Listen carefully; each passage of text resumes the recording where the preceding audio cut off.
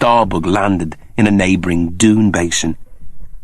His other self had thrown a last spadeful of dirt over him and run to the peak of the dune, twirling a jacket over his head. The craft touched down, took his other self on board, and was gone in a belch of dust. For 3 hours he shivered under a blanket of sand until a buggy full of cyber guards drove past later that morning. He explained the situation. He was not listed the inmate. He was from an alternative reality. He hadn't done anything wrong.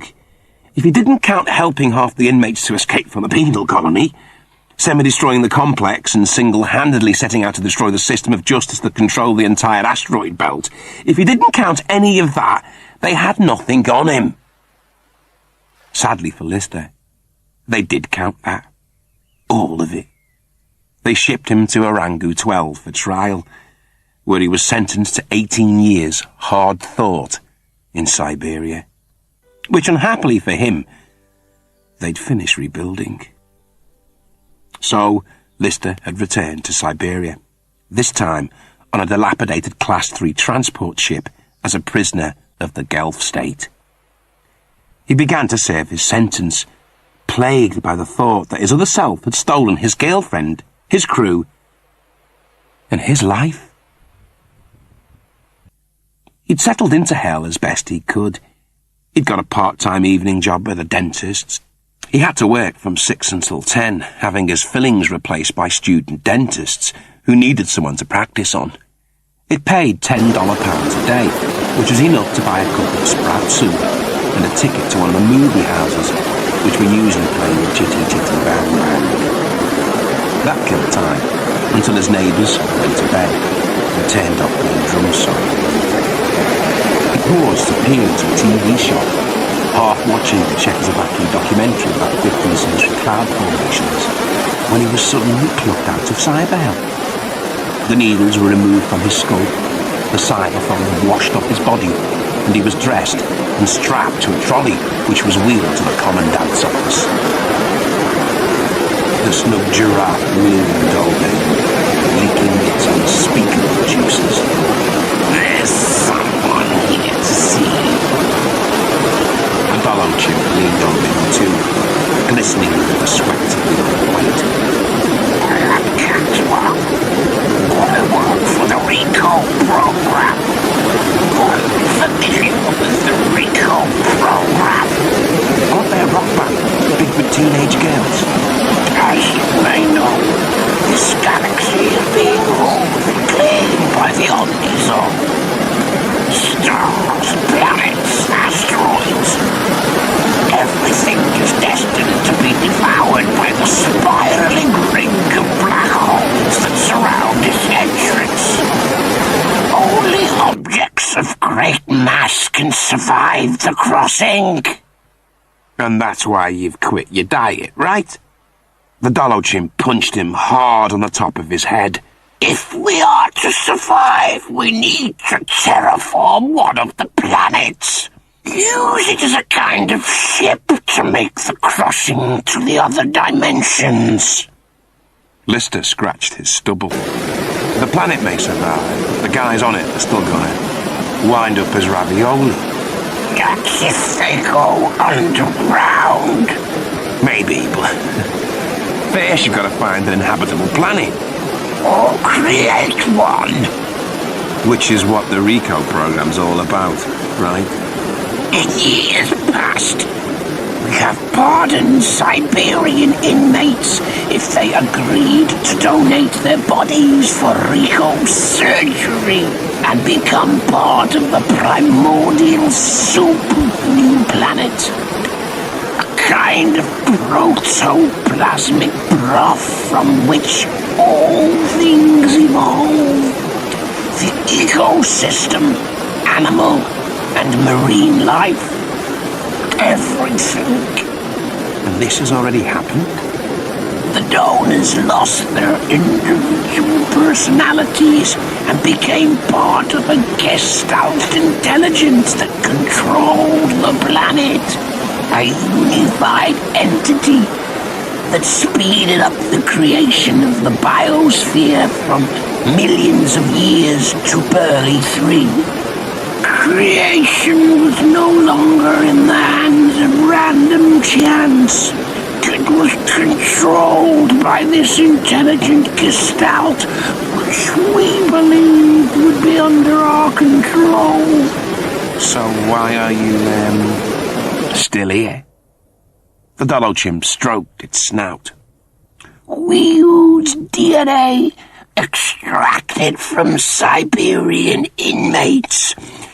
After the Gestalt had been created, we discovered it was a malign entity. Because? Because it had been created from the scum of our society. It was a bitter god who punished the just, rewarded the wicked, and encouraged evil. Finally, the Black Planet, as it became known, passed through the ring, and now exists in some other dimension of reality. So then you started again? With a new Gestalt, on a new planet, but this time we use the innocent. The inmates of Siberia are innocent? The Dolochimp watched Lister's face blanch with shock. The future crime system of justice allow us to arrest the innocent and then coerce them into accepting the RICO deal. But my other self was guilty. He wiped out his crewmates. We didn't know that. He was tried for emo smuggling, something of which we knew he was innocent. So what do you want with me? The planet is finished. The new innocent Gestalt is complete. We need to test that it is safe. We want you to volunteer to be one of the first to set foot on the planet. We have already sent one ship. It did not return. You will be a member of the second ship, or if you prefer, you can return to Cyber Hell. The Dolochimp smiled. We are extremely considerate to those who volunteer. You will be permitted to spend your last evening with a symbiomorph. A what? A symbiotic shapeshifter. They morph into the shape that most pleases you. The regulator pushed a typewritten statement across the desk. Sign! If he agreed to test the Gestalt, then maybe, just maybe, there'd be an opportunity to pull something before they landed. He signed his name. A series of hatchway doors slid back and slammed shut as Lister and his party of guards reached the symbiomorph quarters in the depths of the penal colony. They stopped at a check-in. Name? Lister, said the dingo tang handcuffed to Lister's wrist. The guard ran the index finger of his black paw down his intake list. We can't take him in this batch. All the symbiomorphs are out. Not my problem, it's yours. But the only symbiomorph that's free is retrocrabbing. And it's not broken. Not my problem. The Gelf shrugged. Who the hell will know? What do you mean? Asked Lister, being yanked off down the corridor. It's not broken. Is that bad? Look, I'm sorry. I want one that is broken. Completely broken. You got that? Is anyone listening to me?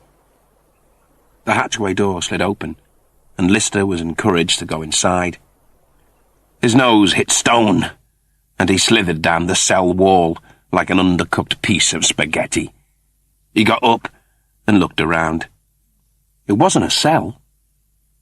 It was more like a luxurious apartment. In the middle of the room was a table set for a candle-lit supper for two. A blue wine was chilling in an ice cooler. Lister showered and helped himself to the change of clothing that was laid out on the 7'4" poster bed. Then there was a commotion outside. Lister squinted through the grill and saw a female dingo tang being frog-marched down the corridor between two dingo tang guards. She was sobbing. No, I don't want to. I want you, Decky. Just you. No! The dingo tang struck her forcibly across the face with his massive orangutan arm and continued dragging her towards Lister's suite. There was a strange slurping noise, and the female's form started to fold in on itself. Lister stepped back as the hatchway seal unlocked, and two guards stood in the open doorway, fighting with a huge sofa, trying to get it in through the door. One of the guards took out a baton and hit the sofa several times on its cushion, swearing at it savagely. Lister smiled. So this was his unbroken symbiomorph. Suddenly, there was another slurping noise as the creature weakened under the beating and turned back into the female dingo tang and started pleading with the gelf called Decky again. I just want to be with you, Decky. I don't want to shapeshift for another. Decky turned and addressed Lister. If it gives you any trouble, beat it. If that doesn't work, press the alarm and we'll try and get you another. The dingo tang turned to the symbiomorph. Cast your hook. No, Decky, please. He raised his hand, and the symbiomorph nodded in compliance. It morphed again, this time becoming a translucent spinning disc. A tiny black dart shot out and hit Lister just above the right eyebrow. The pain was an agonizing surprise, like someone had just ripped out all his nostril hair with a pair of rusty pliers. Then it was gone. The telepathic venom had been absorbed. He and the symbiomorph were bonded. The dingo tang turned to the symbiomorph. Please him. There was a slurping noise, and the symbiomorph started to morph again. Lister looked across and saw the symbiomorph was now sitting there defiantly as a pile of yak dung. The guards screamed at the excrement. Stop it! Change! Please him! The yak dung shook uncontrollably, almost as if it was sniggering. Lister grinned. I have never known a symbiomorph so willful. We will return in half a cycle. If you refuse to do his bidding, then you will be spayed. The two defeated guards slammed out of the suite. He looked across at the dung and waved amiably. How's it going? The dung did not reply. My name's Lister. Silence. Lister sat down at the table and started to serve the chicken dish onto the two plates. Have you got a name? Silence. Let's get one thing straight. I don't want you to fulfill my sexual desires, okay? If that's what's bothering you, you can relax. You're really not my type. The yak dung turned in on itself and metamorphosed into Kachansky. She stood there, wearing nothing but a tiny red G-string, and smiled at him provocatively. Lister swallowed hard. Okay, you are my type. Clearly, you're very much my type, but I'm still not interested.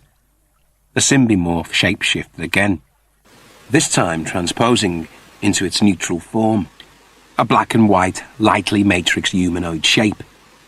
It sat down at the table. So, who's that Decky guy? He's my host. He has 4 of my hooks. And me?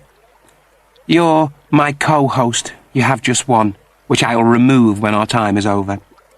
What happens when someone has all 5 of your hooks? I am able to serve them completely. Be whatever they desire, at any time. It is only then that I become fulfilled, when I am totally joined with another. Lister raised his glass to prisoners. The telephone purred gently into life. It was Decky. He wanted to know if the symbiomorph was performing. Lister looked at it, curled fast asleep on the bed. Yeah, he said. No problems. The symbiomorph opened its eyes. Why did you lie for me? He'd have spayed you. The symbiomorph looked at him balefully. You want me to help you, don't you? Help you escape? Well, I can't. Decky's my master. He beats you? Treats you like a dog? No, worse. He treats you like a whore. He's my host. He doesn't deserve you. Without him to serve, I'm nothing. With him to serve, you're nothing. You're more of a prisoner here than I am. Lister paced. Help me. I cannot. Just be Crichton for 10 minutes. Let me talk to him. Lister watched as the symbiomorph rippled into its morphing state, then reformed itself in front of him. Soon he was staring into the angular pink face of his favourite mechanoid. Mr. Lister, sir, how can I be of service? Crichton, man, is that you? It is what the symbiomorph has created using all the available data from your mind, sir. Will you be able to function like Crichton? Give me information and stuff about how to get out of here? In many respects, sir, the information you seek from Crichton is often already known to you. Sometimes in the past you have requested Crichton's advice, knowing perfectly well what to do, but lacking confidence in your own opinion. Even this information about information is something you already know. Crichton, I want to know about symbiomorphs.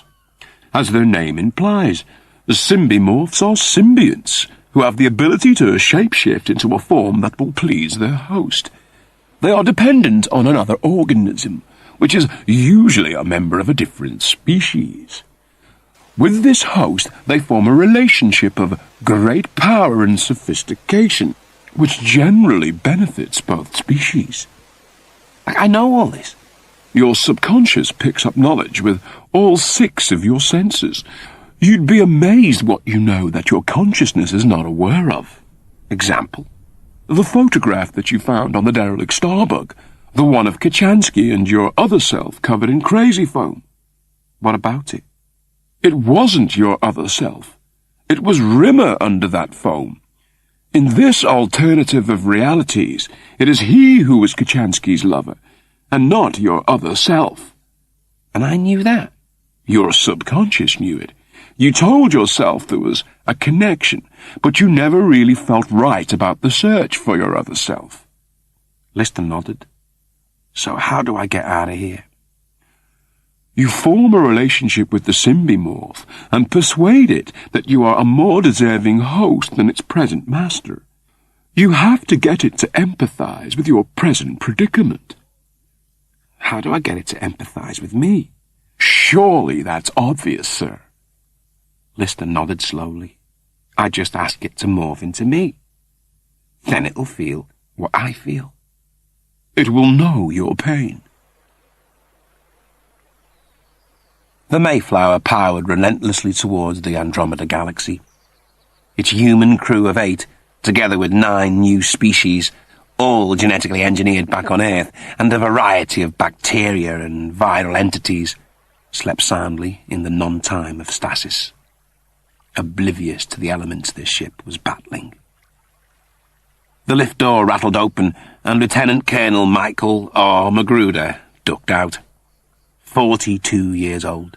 He looked closer to late 20s because, like all the Mayflower's human crew, he'd had the gene responsible for aging removed from his genetic makeup. It was his tour of duty.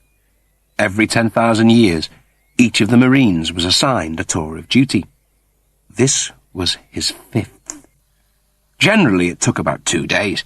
He'd heard some of the guys took time out to wake up a symbiomorph, get drunk and play around. Not him. No, sir.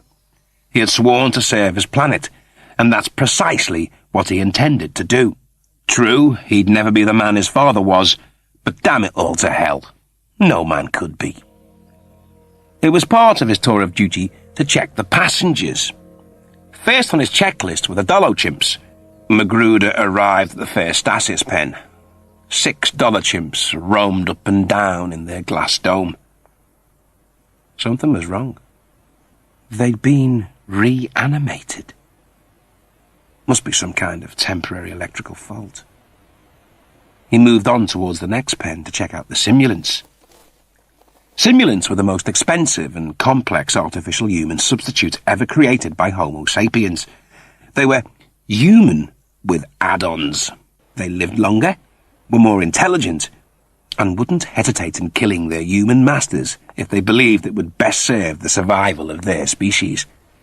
Without remorse, without guilt, they would strike them down with scarcely a nanosecond's thought. They had no choice. It was why they had been created, to survive and flourish in a distant land, to wage a war against the larvae and tame a planet in a new solar system in a foreign galaxy. The segregation laws were long and complex, but the only law anyone ever had to remember ever was this: never trust a simulant. He looked in at the pen.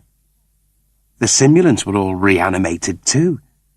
They grinned and screeched and licked the inside of the glass domes with their long grey tongues. He peered in at the next pen. It was empty. 7 simulants were free. A trickle of sweat trickled off the edge of a jaw an architect could have used to draw straight lines. He must remain calm. What would his father have done? He breathed deeply, probably round them up single-handedly after some titanic bloodbath, then climbed back into deep sleep and not even bothered to mention the incident to anyone. But he wasn't his father. He padded down the grill deck. Passing the empty simulant unit, he peered in. It looked as if they'd pulled up the lead-lined grill covers and gone out through the ceiling. Maybe he should take a look. He unlocked the door and stepped inside. As soon as he was in, he knew he'd been duped. This wasn't the simulant's deep sleep unit at all. It was the unbroken symbiomorphs, assuming the shape of an empty simulant unit to draw him inside. They shape-shifted out of the walls and overwhelmed him. 20 minutes later, Magruder came round to discover he was now locked in the unit. He signalled the alarm from his transmitter. Helpless and impotent, he watched as the engineered life forms, led by the simulants, engaged in a pitched battle with the human crew for control of the ship. At the end of the 3rd night, the Mayflower's navigation system was destroyed in the fighting, and shortly afterwards, the ship fell into a wormhole. The ship was carried through the lesion in space-time and taken down the dimension hyperway to the Omnizone, and ejected into a new dimension of reality. The ship hurtled through the stratosphere of its new reality and finally fell into the orbit of a volcanic moon, where it splashed down into a sea of molten lava and glooped its way to the bottom of the seabed. On the 4th day, the hapless Magruder was released by a group of victorious dingo tangs, who promptly took him prisoner. It amused them to have a human slave, and he became part of their crew when they finally navigated their way to the surface in one of the Mayflower's escape pods. As they soared out of the volcanic moon's orbit, looking for a desert asteroid to make their home, Magruder sat slumped in the hold. He knew he would never be the soldier his father had been. He would never even be a tenth of the man Arnold J. Rimmer was. He prayed now that they would never meet. He couldn't bear the shame.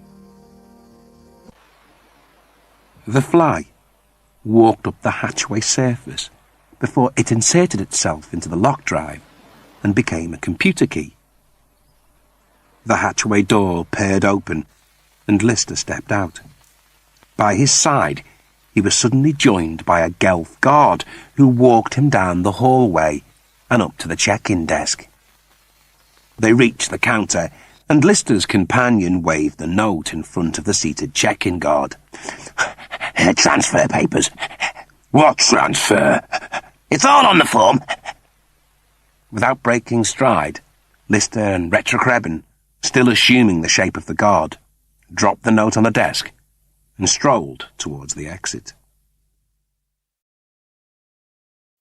The human and the symbiomorph emerged from behind a wall of crates and watched as a party of Gelfs started loading the starship ready for takeoff. From its markings, Lister was pretty sure it was one of the supply ships from Orangu 12. They crept up to the end of the line.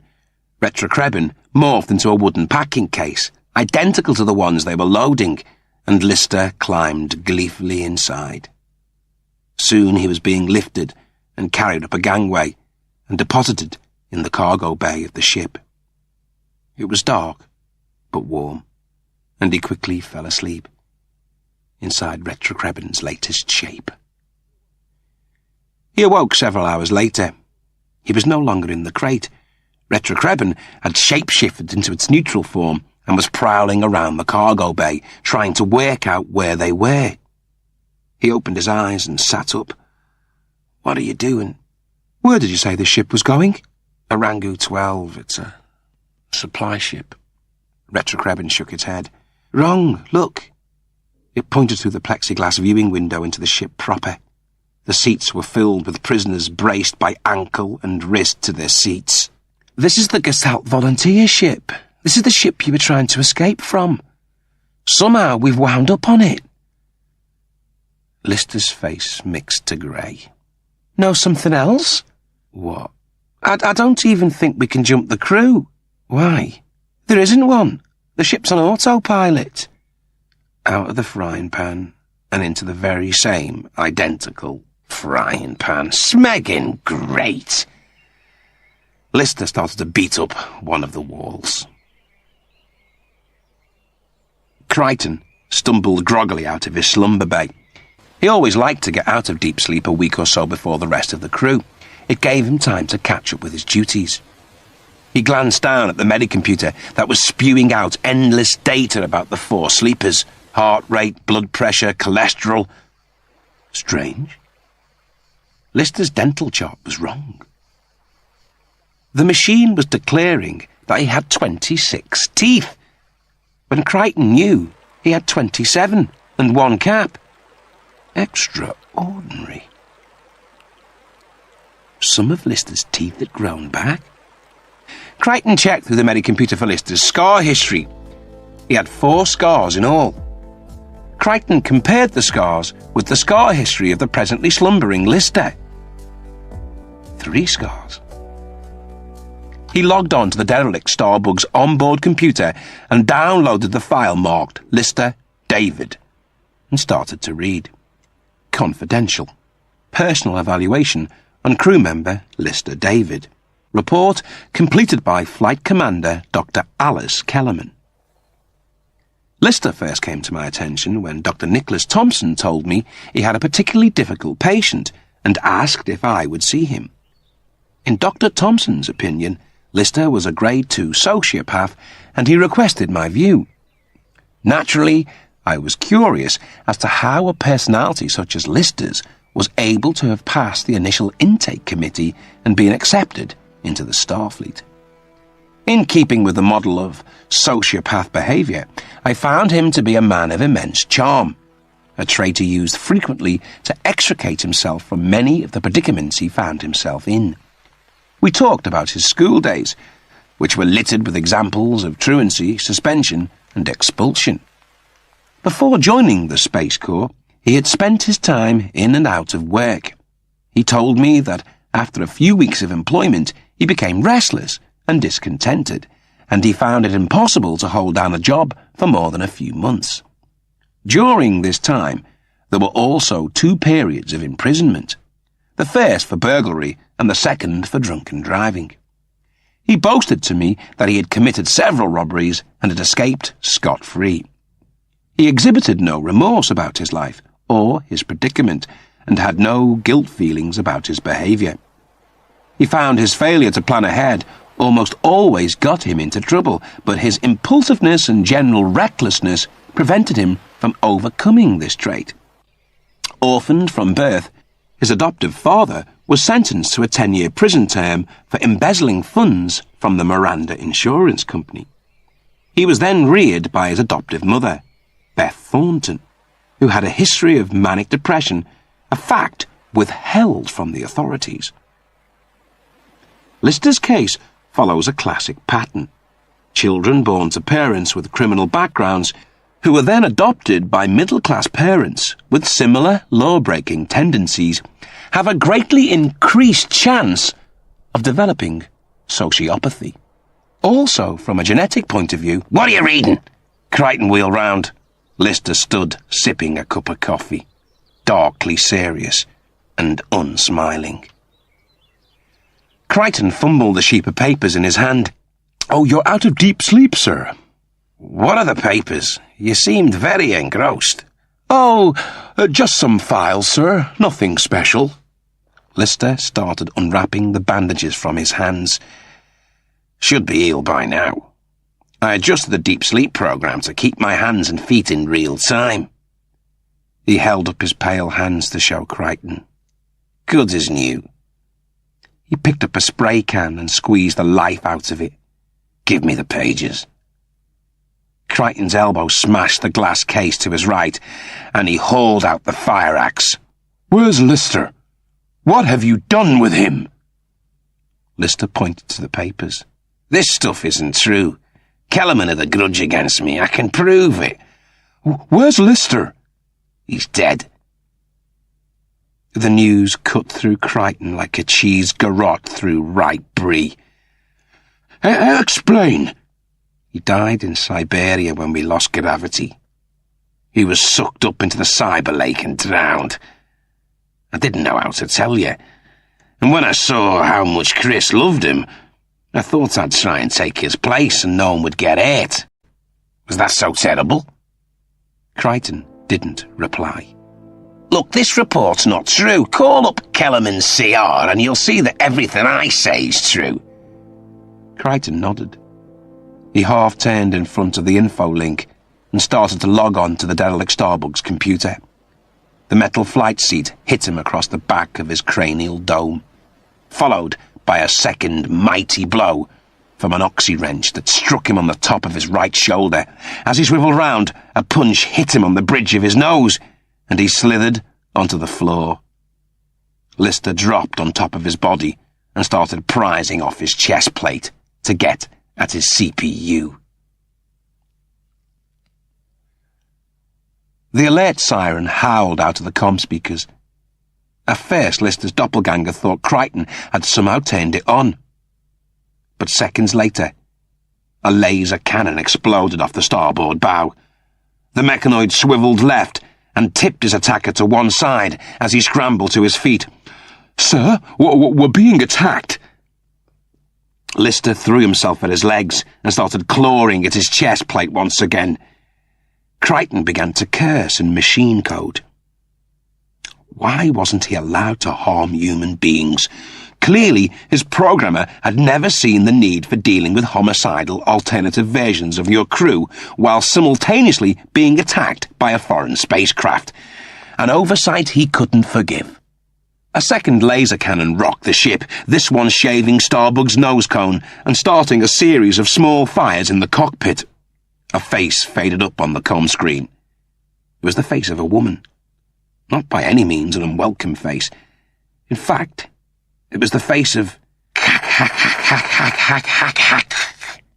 Lister's bride. Lister's other self glowered at the face uncomprehendingly. "What the hell is that?" "That," said Crichton, "is an old friend of a friend. You'll forgive me if I do a little matchmaking, won't you, sir?" Crichton opened comm frequencies and began conversing in Kinnatawawese. "What are you saying?"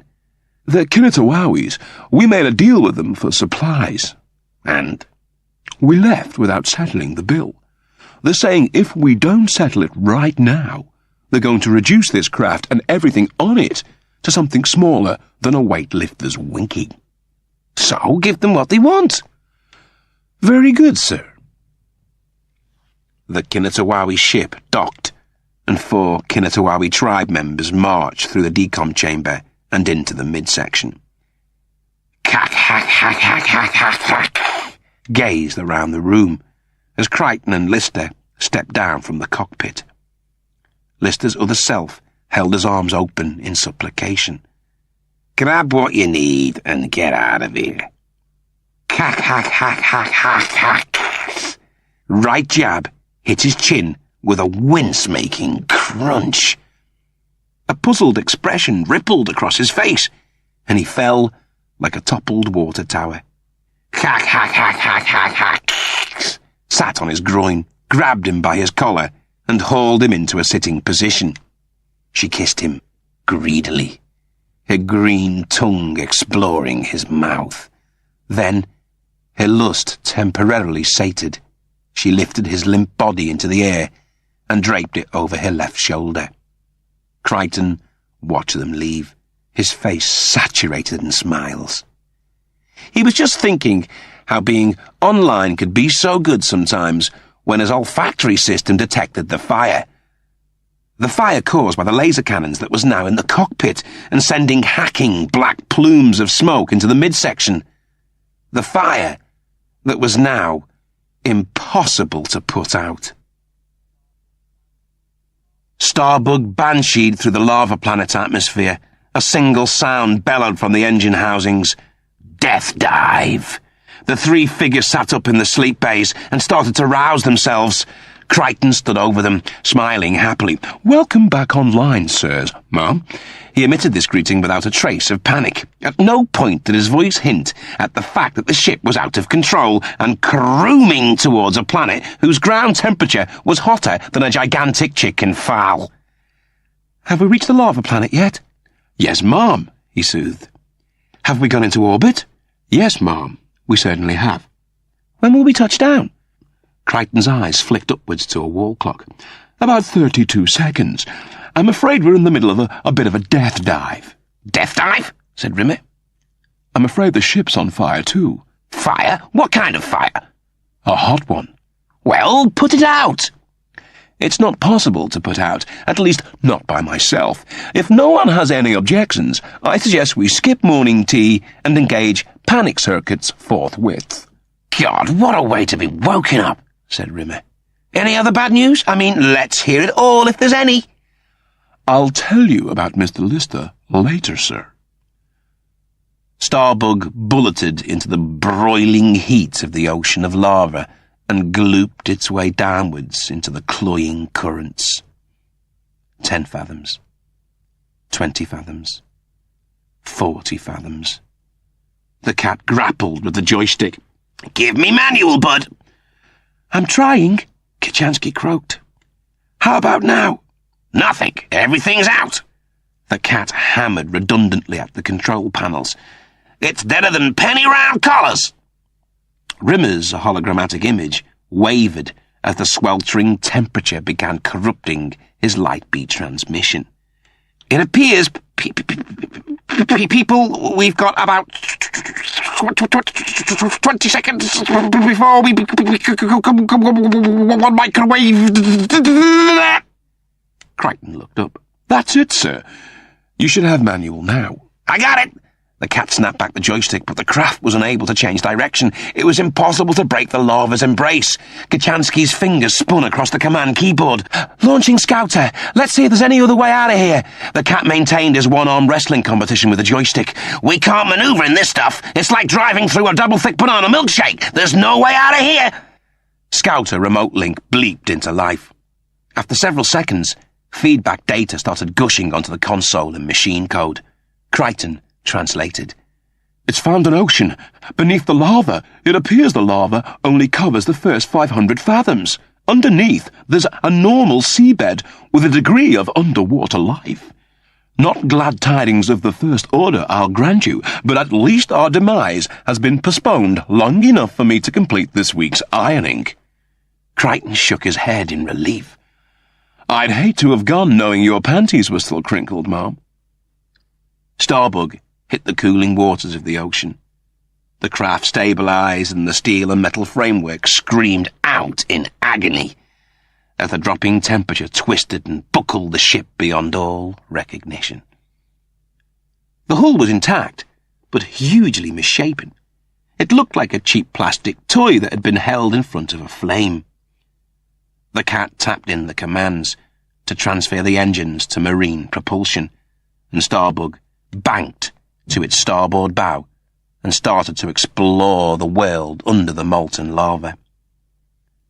Travelling just beneath the lava ceiling, the craft covered almost 400 miles in a 4-day period, looking for some kind of blowhole that could act as an escape route. They found nothing. Meantime, the oxygen and fuel supplies continued to run down. The yellow alert signal peeped from the cockpit. Rimmer looked down. Scout has found something. A picture slowly jump-framed into focus. A corkscrew-shaped ship, the size of a 3-day music festival, lay half-buried in a gigantic bank of sand.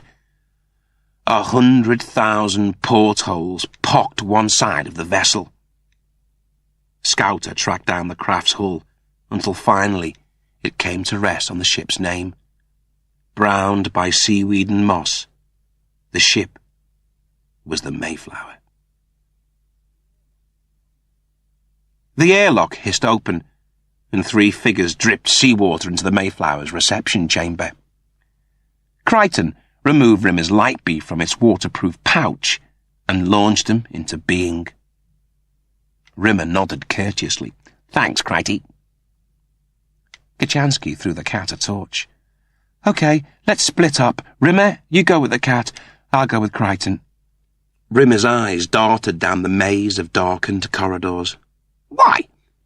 Why should we split up?" "We'll do the search quicker." "What's the hurry? You've got a major luncheon appointment you've got to rush off to." Rimmer jabbed his nose at the cat. "I'm not teaming up with him." "Me? What's wrong with me?" asked the cat. Rimmer brayed with contempt. "You're totally egocentric. You only look after number 1. You flee at the first sign of trouble. You're vain, selfish, narcissistic, and self-obsessed." "You just listed all my best features," said the cat, confused. A safety door hissed open, and Kachansky and Crichton stepped into a gallery lined with deep sleep units.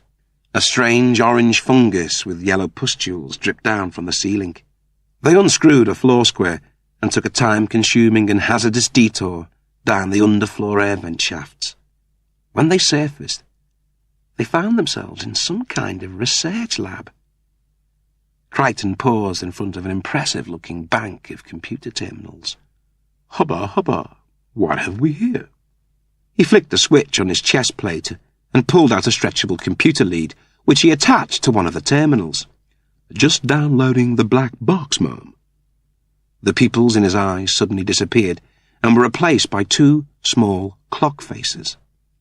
A hand whizzed round each of the dials until finally the information transfer was complete. Crichton searched through the data, muttering incredulities. "What is it?" "The ship has 2 new strains of bacteria that have the capability to terraform planets." "Designer viruses?" "Created at the Hilo Institute in Hawaii. They have the ability to make certain lava-active planets inhabitable for a certain oxygen-breathing species."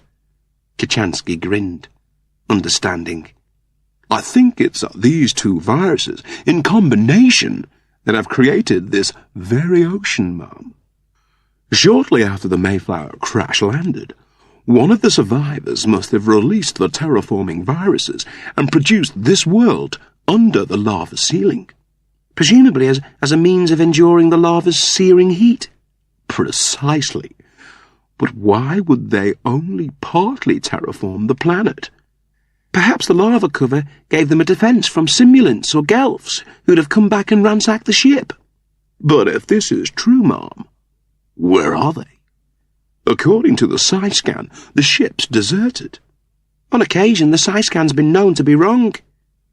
Crichton nodded. "The important point is this. If we can find some vials of the terraforming viruses, we may be able to use them to eat our way through the rest of the lava crust. According to the mainframe, all viral strains should be located in the next antechamber."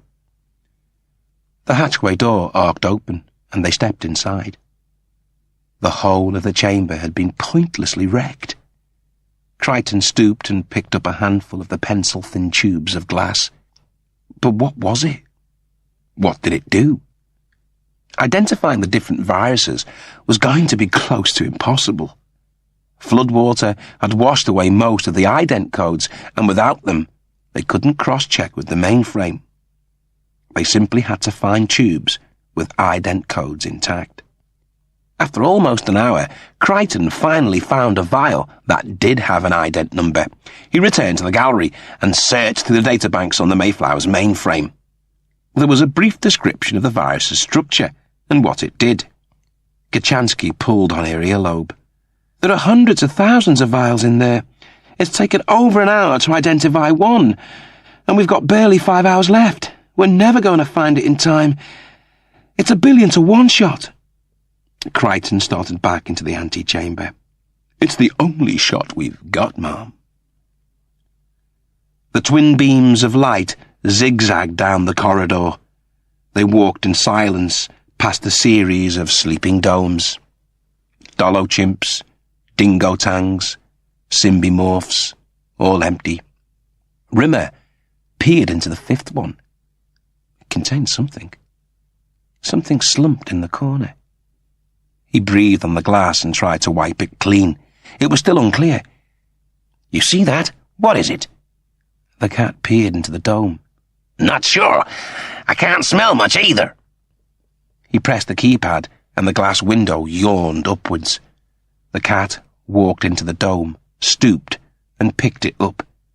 It was a jacket, belonging to a Marine named Magruder.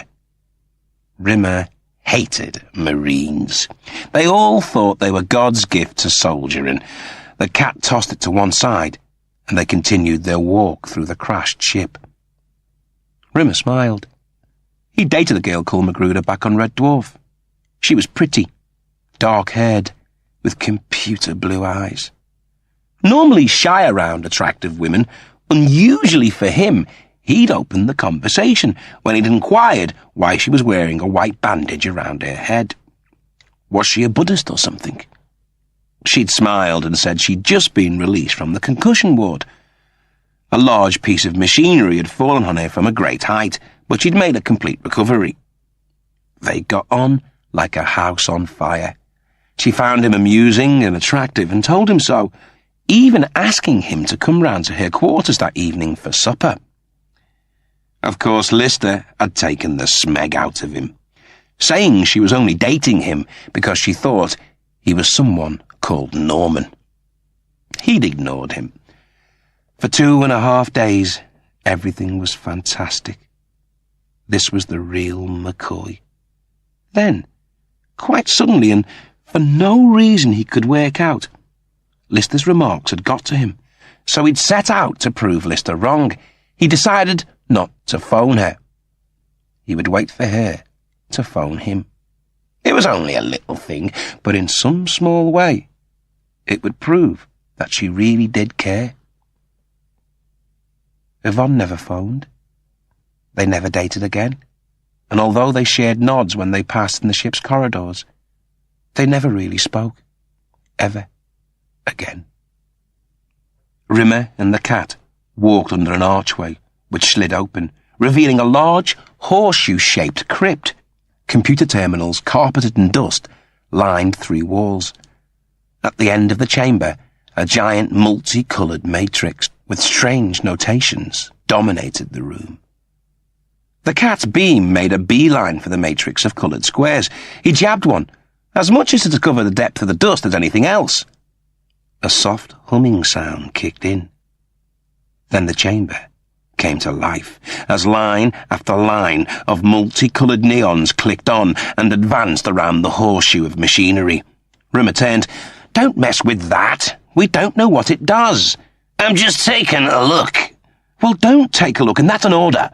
The cat hissed at him quietly, then went back to pressing the keypads. Suddenly, there was a noise from above, and as Rimmer looked up, a glass cylinder slid from the ceiling and dropped neatly over him, with a satisfying squish. Rimmer's eyes scrolled up inside his head. Why me? Why is it always me? How many times did I tell you leave it alone? Stay slinky. I remember the sequence. The cat went back to jabbing the keypads.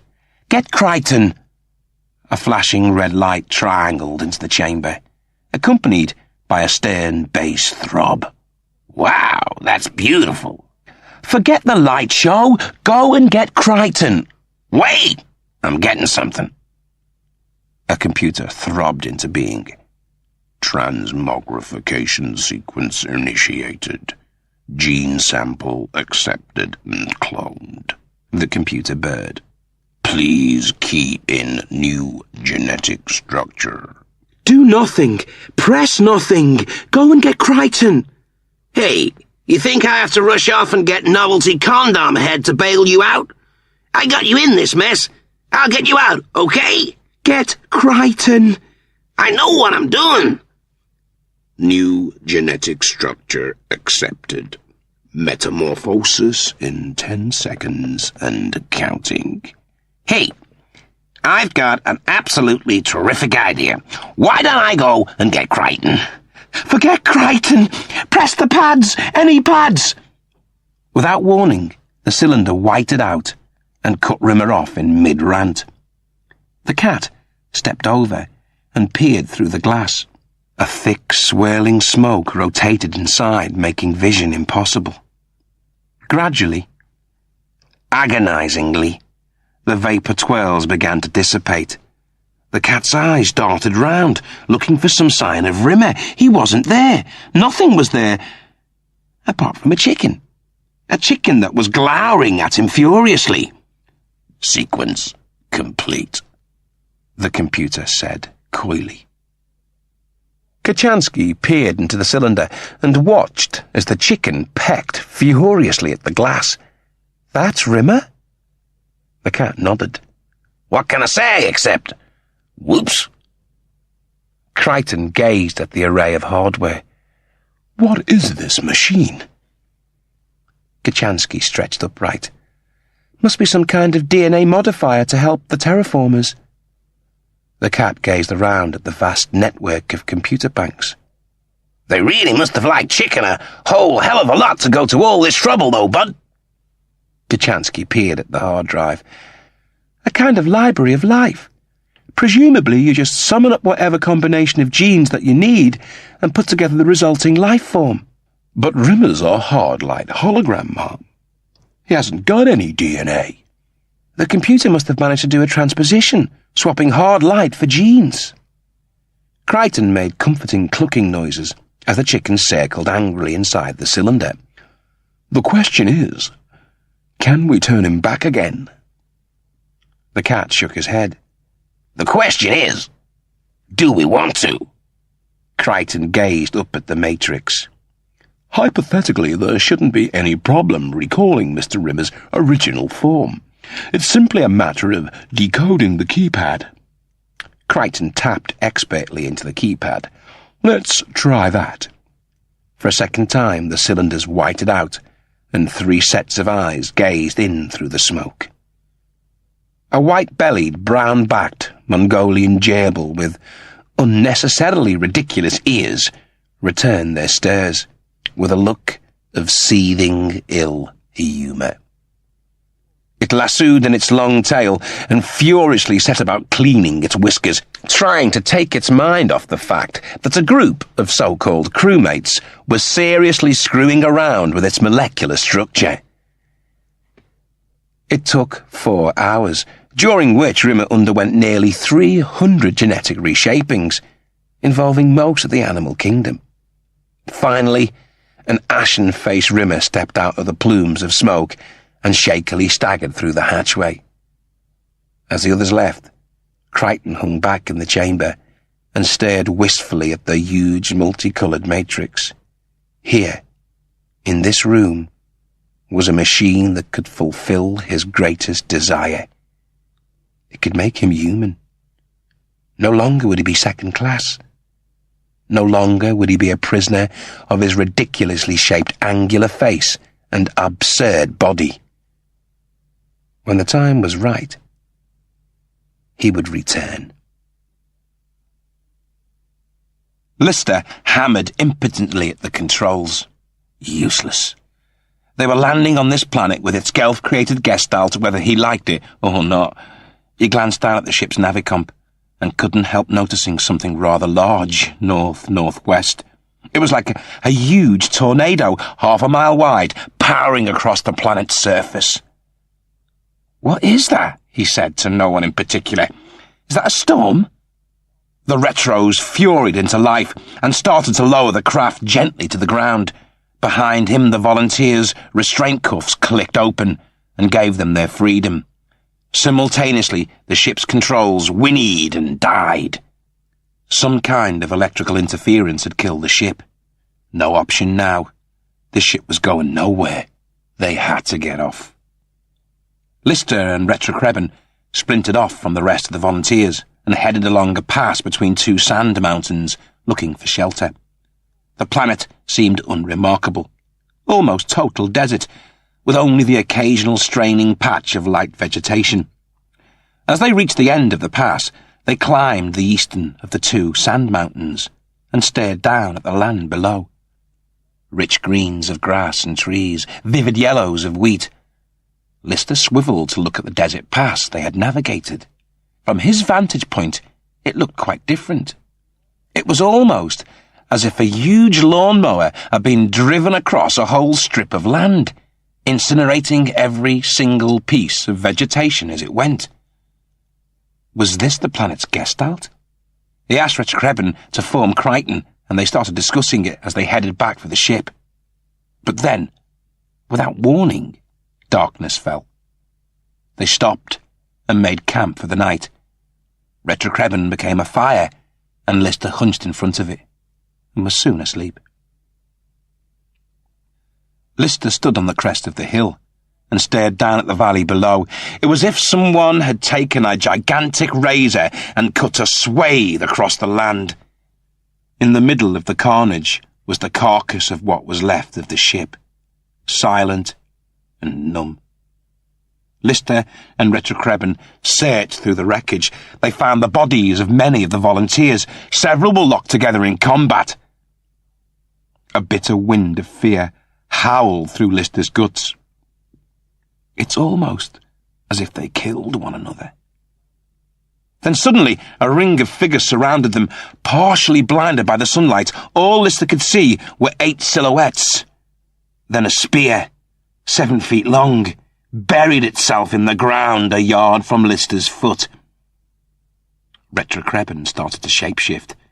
The neutral form undulated into a hovering, transparent curtain that wrapped itself around Lister and then hardened.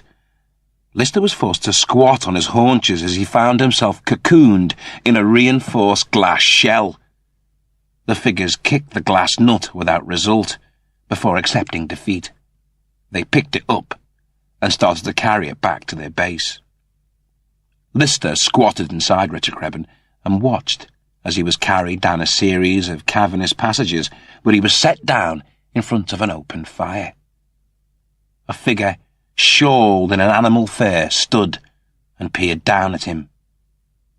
The figure was human.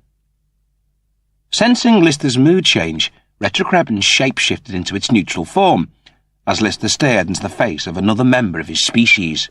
The man held out his hand and grinned. "Mr. Lister, I presume?" "Yes," said Lister, dumbfounded. "Lieutenant Colonel Michael R. Magruder, sir," said Lieutenant Colonel Michael R. Magruder, still holding out his hand. "I believe you know my father." "Your father?" "He's one of the greatest soldiers ever to serve the Starfleet, sir. A man of such bravery and resourcefulness that he alone was revived by the onboard computer to protect your life. My father, sir, is Arnold J. Rimmer, sir." Lister groped for some means of support to keep his balance. Finding nothing, he slowly concertinaed down onto his knees. Kat and Kachansky staggered into the chamber, carrying 2 large oxygen tanks, and clanged them noisily onto the floor under the hatchway. "We've got enough oxygen for a month, and the Cats even sniffed out some more battery backup for Rimmer." Crichton looked up from the microscope. we've found some more ident-coded vials, and their contents have turned out to be quite extraordinary. One of the sidebars of the DNA research was the discovery that all viruses fall into two categories, negative and positive. The negative we are very much aware of. The cat craned over his shoulder. What, like smallpox, flu, measles, rabies, that kind of stuff? Crichton nodded. But they also discovered that there were positive viruses, viral infections that actually improve the human condition. Such as? Well, at the very basic level, they predicted a kind of reverse flu, a strain of virus that promotes a feeling of unaccountable well-being and euphoria and can last for years. According to these notes, 20th century DJs were constant sufferers. The cat inspected the tray of vials. So what's in the tubes? Isolated strains of positive viruses that cause retro-infections. He picked a blue vial and held it to the light. Inspiration. They cooed appreciatively. He held up another. Sexual magnetism? The cat's eyebrows crash-landed into the bridge of his nose. Sexual magnetism is a virus? Get me to a hospital! I'm a terminal case! Crichton held up a third vial. But perhaps this is the most intriguing of all. This vial contains the positive virus they named Felicitas populi, more commonly known as luck.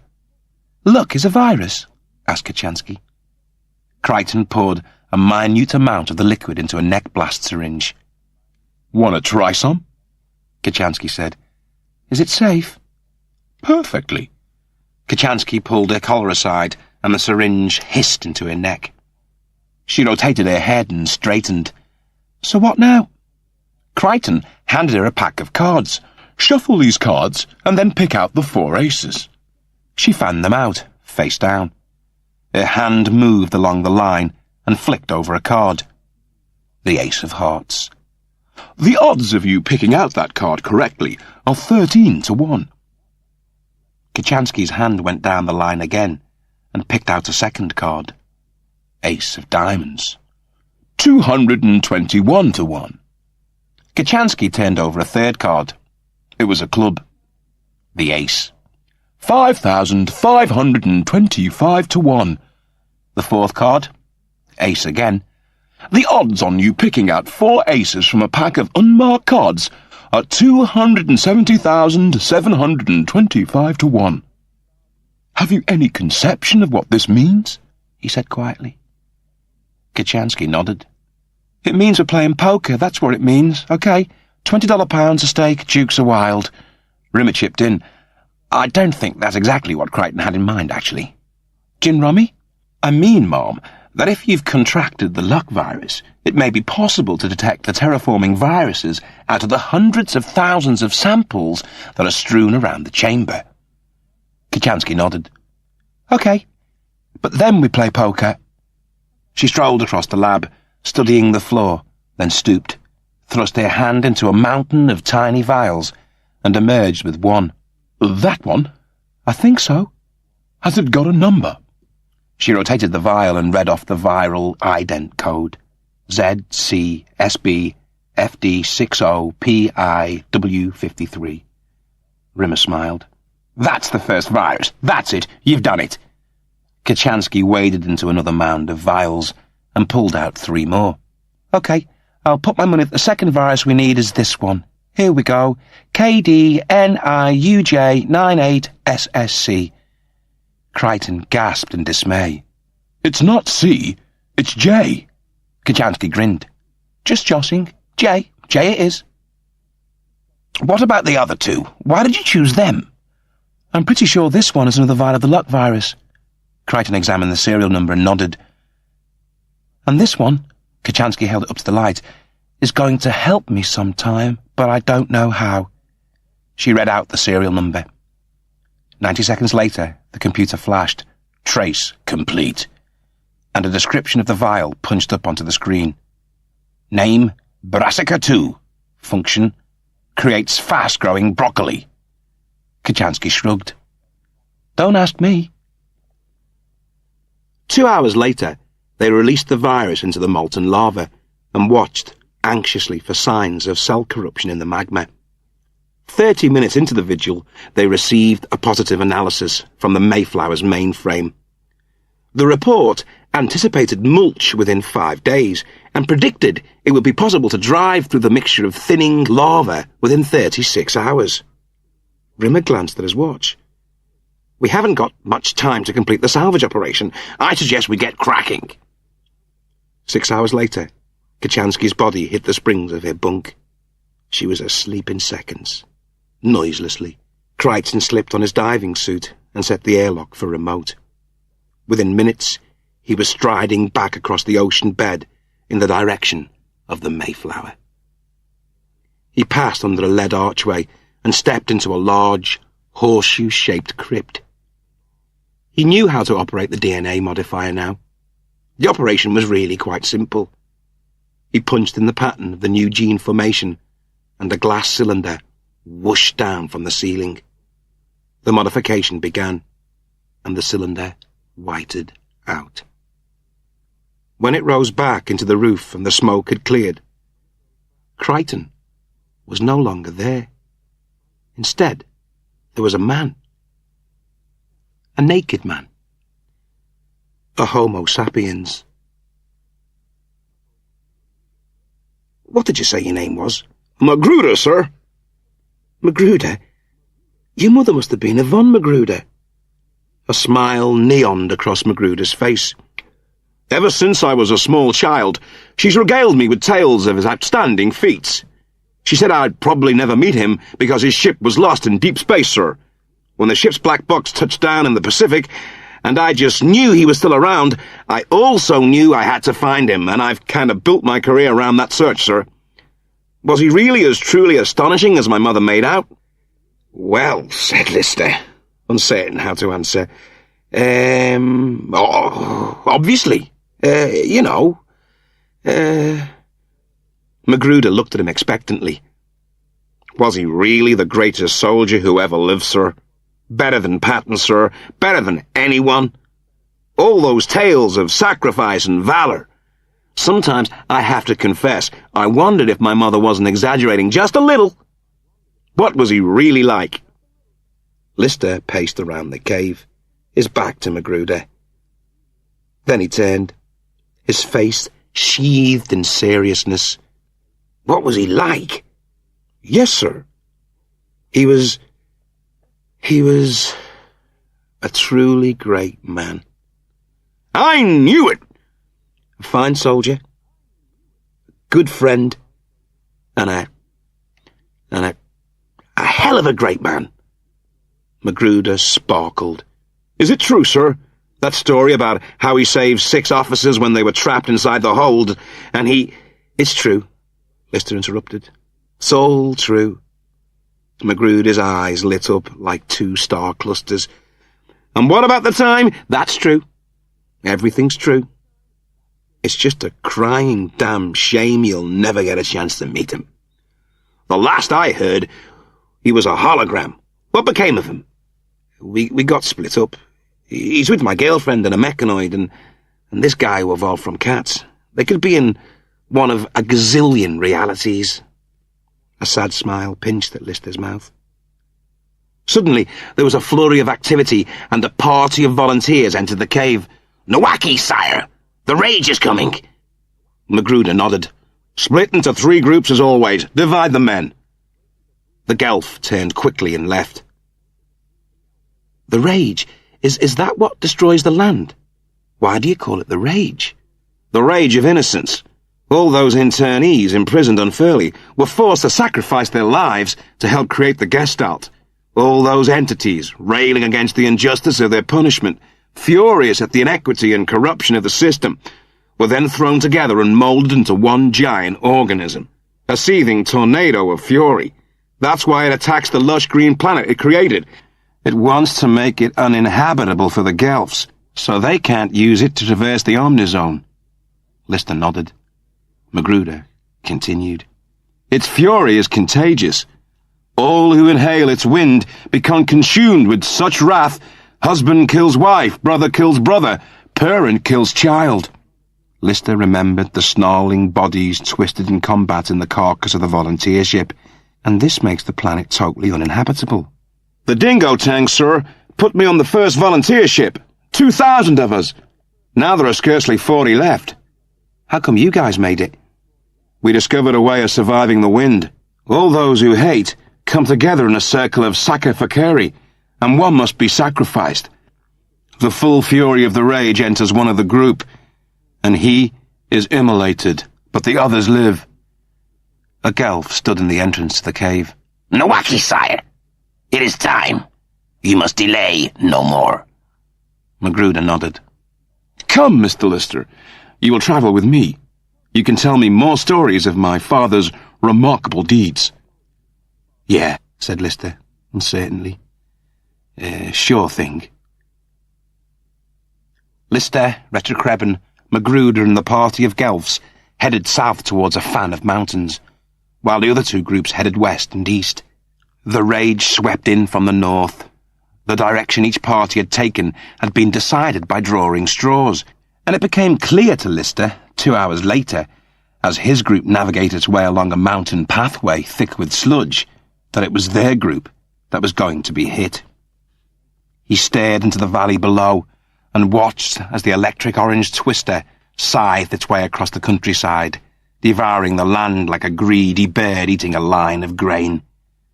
3 times the party changed tack, and 3 times the rage changed with them. It was moving at a speed close to 400 miles an hour, roaring a demonic seal bark. There was no place to hide on the mountain pathway, no place of protection. Magruder signalled for them to make their preparations. The party divided into 3 groups, each bound together by a rope that was secured to the rock face with climbing hooks. Then they waited. Less than 5 minutes later, it was upon them. Lister hung on to his climbing rope as the rage scoured the mountainside. He watched helplessly as the power of the Gestalt hauled the hooks out of the rock face and tossed one of the other 2 parties off the mountain. Then the rage entered him. Its warm, nauseating breath reached inside him and started to explore his being. A tidal wave of anger thrashed through him, pure, mindless, undiluted fury.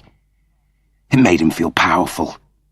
He'd been wronged, terribly wronged by someone or something he couldn't quite recall. It felt good. So good. This anger, this fury was a great gift. Suddenly, he had something he could believe in, something he would gladly have died to defend. Because this anger was the fury of the righteous, the fury of the innocent, and they must have their revenge. Then the rage passed over them, and the funnel-shaped winds spiraled off into the distance, leaving the denuded rock face behind. Lister watched it go. All that remained was his hatred of some formless adversary. Why had Magruder led them here? Why had he trusted him? He wanted to kill him. Magruder untied himself from the climbing hooks, his lips drought thin and humorless, his eyes black and dead. Lister picked up a climbing hook and launched himself at him. The Marine slammed him to the ground and stamped his foot down hard on Lister's throat. We have to form the circle of sacrificari to banish the rage. One of us will die, sir. The 8 survivors sat in the circle of sacrificari and joined hands. Seconds passed, before slowly, quietly, but growing in volume, a sound like 10,000 dying locusts started to vibrate into existence. And then a howling red wind, patterned with the faces of demons, rotated around the group, entering each of them by mouth or ear and exiting by the same. Round and round it went, faster and faster. Each time the rage passed through Lister, his whole body became energized, even though it possessed him for scarcely a nanosecond. Every nerve ending in his being pleaded for more. More of the fury, more of the power, more of the undiluted, pure, white rage that lifted him beyond himself and made him a god. Round and round it went. All he wanted was for it to possess him, so for that one brief second of time he would have all the fury, all deliriously, blissfully to himself. That it would take his life as a consequence was a price he would have paid tenfold. He screamed out and begged it to destroy him. He implored it to possess him, and soon they were all shouting, all pleading, all screaming, and the red wind bansheed through them before gradually, almost unnoticeably, it began to slow down. Round it went, through Retrocreben, through Magruder, through the Guelphs, through Lister, slower and slower. It was stopping. Through Retrocreben, through Magruder, through the Guelphs. Then it stopped, teetering between Lister and the last Guelph. Both were screaming for it to possess them, both crying helplessly for it to make them gods, for just a tiny fraction of a fraction of a fraction of time. Back and forth it rocked between them, before it paused over Lister, and then returned to the Guelph. The Guelph's body was consumed with the full impact of the rage. He screamed out in ecstasy, before his flesh aged in an instant, and fell off his bones in a curtain of dust. It was over. For now, at least. Kachansky opened her eyes and stared at the man standing at the end of her bunk. Somehow this man had stolen Crichton's voice and was imparting an urgent message to her using precisely the mechanoid's tones. Was she dreaming? Gradually, her ears tuned into what the figure was saying. "And now, I'm human." "What?" said Kachansky. "You did what?" Crichton beamed. "I haven't felt this good since I accidentally welded my groinal socket to a front-loading washing machine. I just wanted you to be the first to know." A blush pinked his new human face. "Chris," he chuckled like a naughty schoolboy. "See you in the morning." She let him get halfway down the staircase before she called him back. "Crichton!" "Yes, Chris?" "Now you're human, I want to give you a bit of advice." "Yes?" "Wear clothes." Crichton looked down at his naked body. "You humans, how on earth do you do it?" He cradled his temples with the flats of his hands. "There's just so much to remember." At first light, the cat slunk into Starbug's midsection and sat next to Rimmer, who was logging the current supply inventory. Next to him, eating breakfast, was a man the cat had never seen before. "Ah, fellow humanoid, greetings." The man pointed to his breakfast plate. "My very first meal, boiled chicken ovulations. Delicious." Crichton, bud, is that you? What the hell happened, guy? I went back to the DNA modifier and made myself human. You chose that face? I think it's a rather nice face. The cat studied it carefully. You sure it's not inside out? "So, how's the new human?" Kachansky trotted down the spiral staircase in a long t-shirt. "Most excellent, Chris. Although I must confess I have a number of questions about my new physique. I made a little list, if you'll indulge me." He took a piece of paper from his dressing-gown pocket and scanned its contents. "First, my optical system doesn't appear to have a zoom function." "Human eyes don't have a zoom function," said Rimmer, peering up from his inventory. "Then how do you bring a small object into sharp focus?" Kachansky grimaced before she was able to reply. "Well, you, just move your head closer to the object." He eyed her as if she were a dubious second-hand car dealer who had just made some patently absurd claim. You move your head closer to the object. Yeah. He held his list out in front of him and moved his head back and forth, testing the human zoom function. What about other optical effects like a split screen, slow motion, quantel, flips, strobing? Kachansky buttered some toast. We don't have them. You don't have them. Just the zoom feature.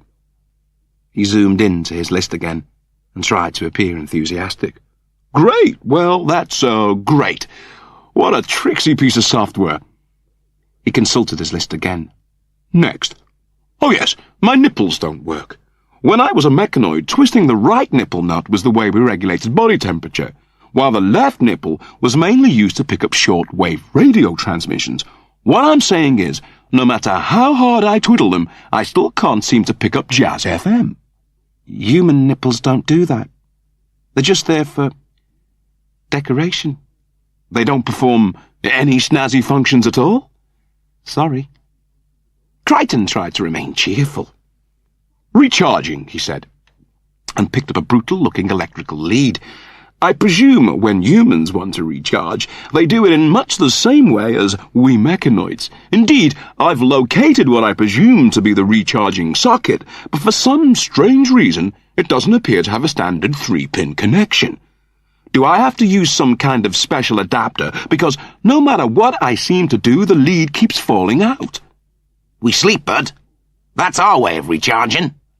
Crichton crumpled his list and began to roll it around in his hands, as if to relieve some form of embarrassment. Now, something... He cleared his throat. Something I wanted to talk to you about. Something I know we humans get a little embarrassed about. Get to it, Crichton. Well, I wanted to talk to you about my penis. Kachansky couldn't help herself. A tiny tick of amusement crinkled across her face. I knew it, you've gone straight into snigger mode. Can't we discuss our reproductive systems in a mature adult fashion without degenerating into adolescent snickering? Yes, of course we can. Crichton pulled out a Polaroid and handed it to her. Well? Well, what? What do you think? I'm not quite with you, Crichton. I mean, what am I supposed to say? I want to know, is that normal?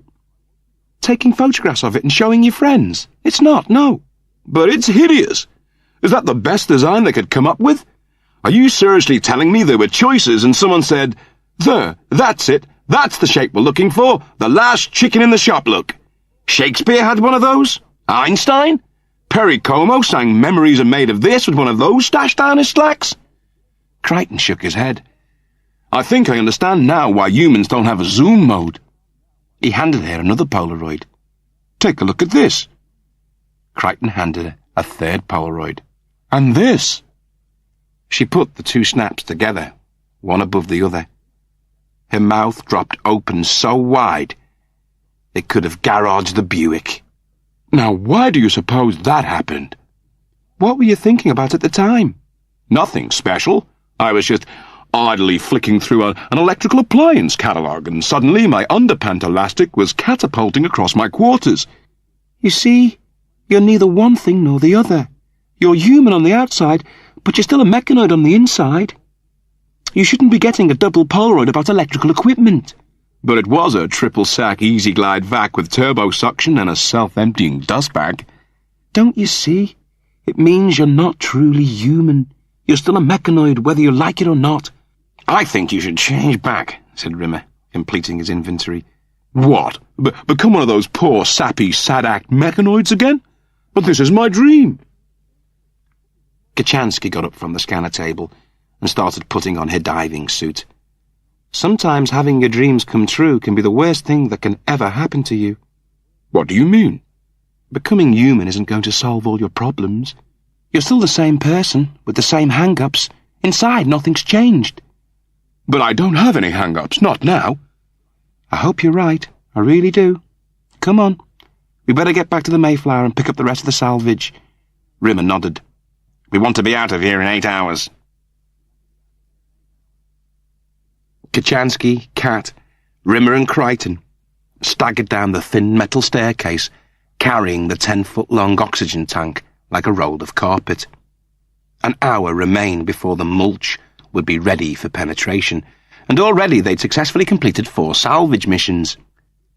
As they rounded a tight bend in the stairwell, the cat suddenly felt his grip on the smooth black cylinder begin to loosen.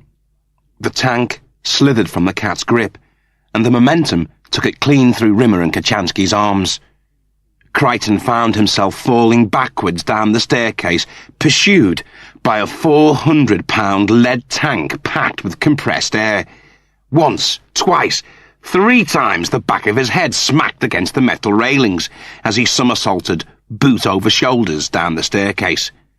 The oxygen tank tobogganed down the final flight of steps and hit him straight in the solar plexus at a speed of just under 4 miles an hour.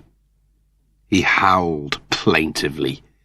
Then, still groaning, he rolled to his right and caught his testicles on the nozzle end of the tank. His introduction to physical pain was complete. Groggily, he sat up and gazed down at his leg, happily pumping blood from an ugly grin in his thigh. He glowered at the cat. "Look what you've done to my new body. I've not even had it 1 day, and it's a write-off." "Sorry, bud. I just, lost my grip." "My whole left leg is completely ruined. It'll need stitches." Kachansky stepped in. Calm down. You'll be okay. You're suffering from new car owner syndrome." Crichton scrambled off the packing case and swung a right uppercut which took the cat unawares and planted him on his back in the middle of some freeze-dried food supplies. Kachansky and Rimmer stood bewildered, watching as the cat somersaulted upright and rained a series of lightning blows to Crichton's face and stomach. Crichton staggered around, doubled in 2 from the cat's savaging. "Now look what you've done. You've made me go purple." "You started it. First time on the clay wheel, head. You crinkled my suit."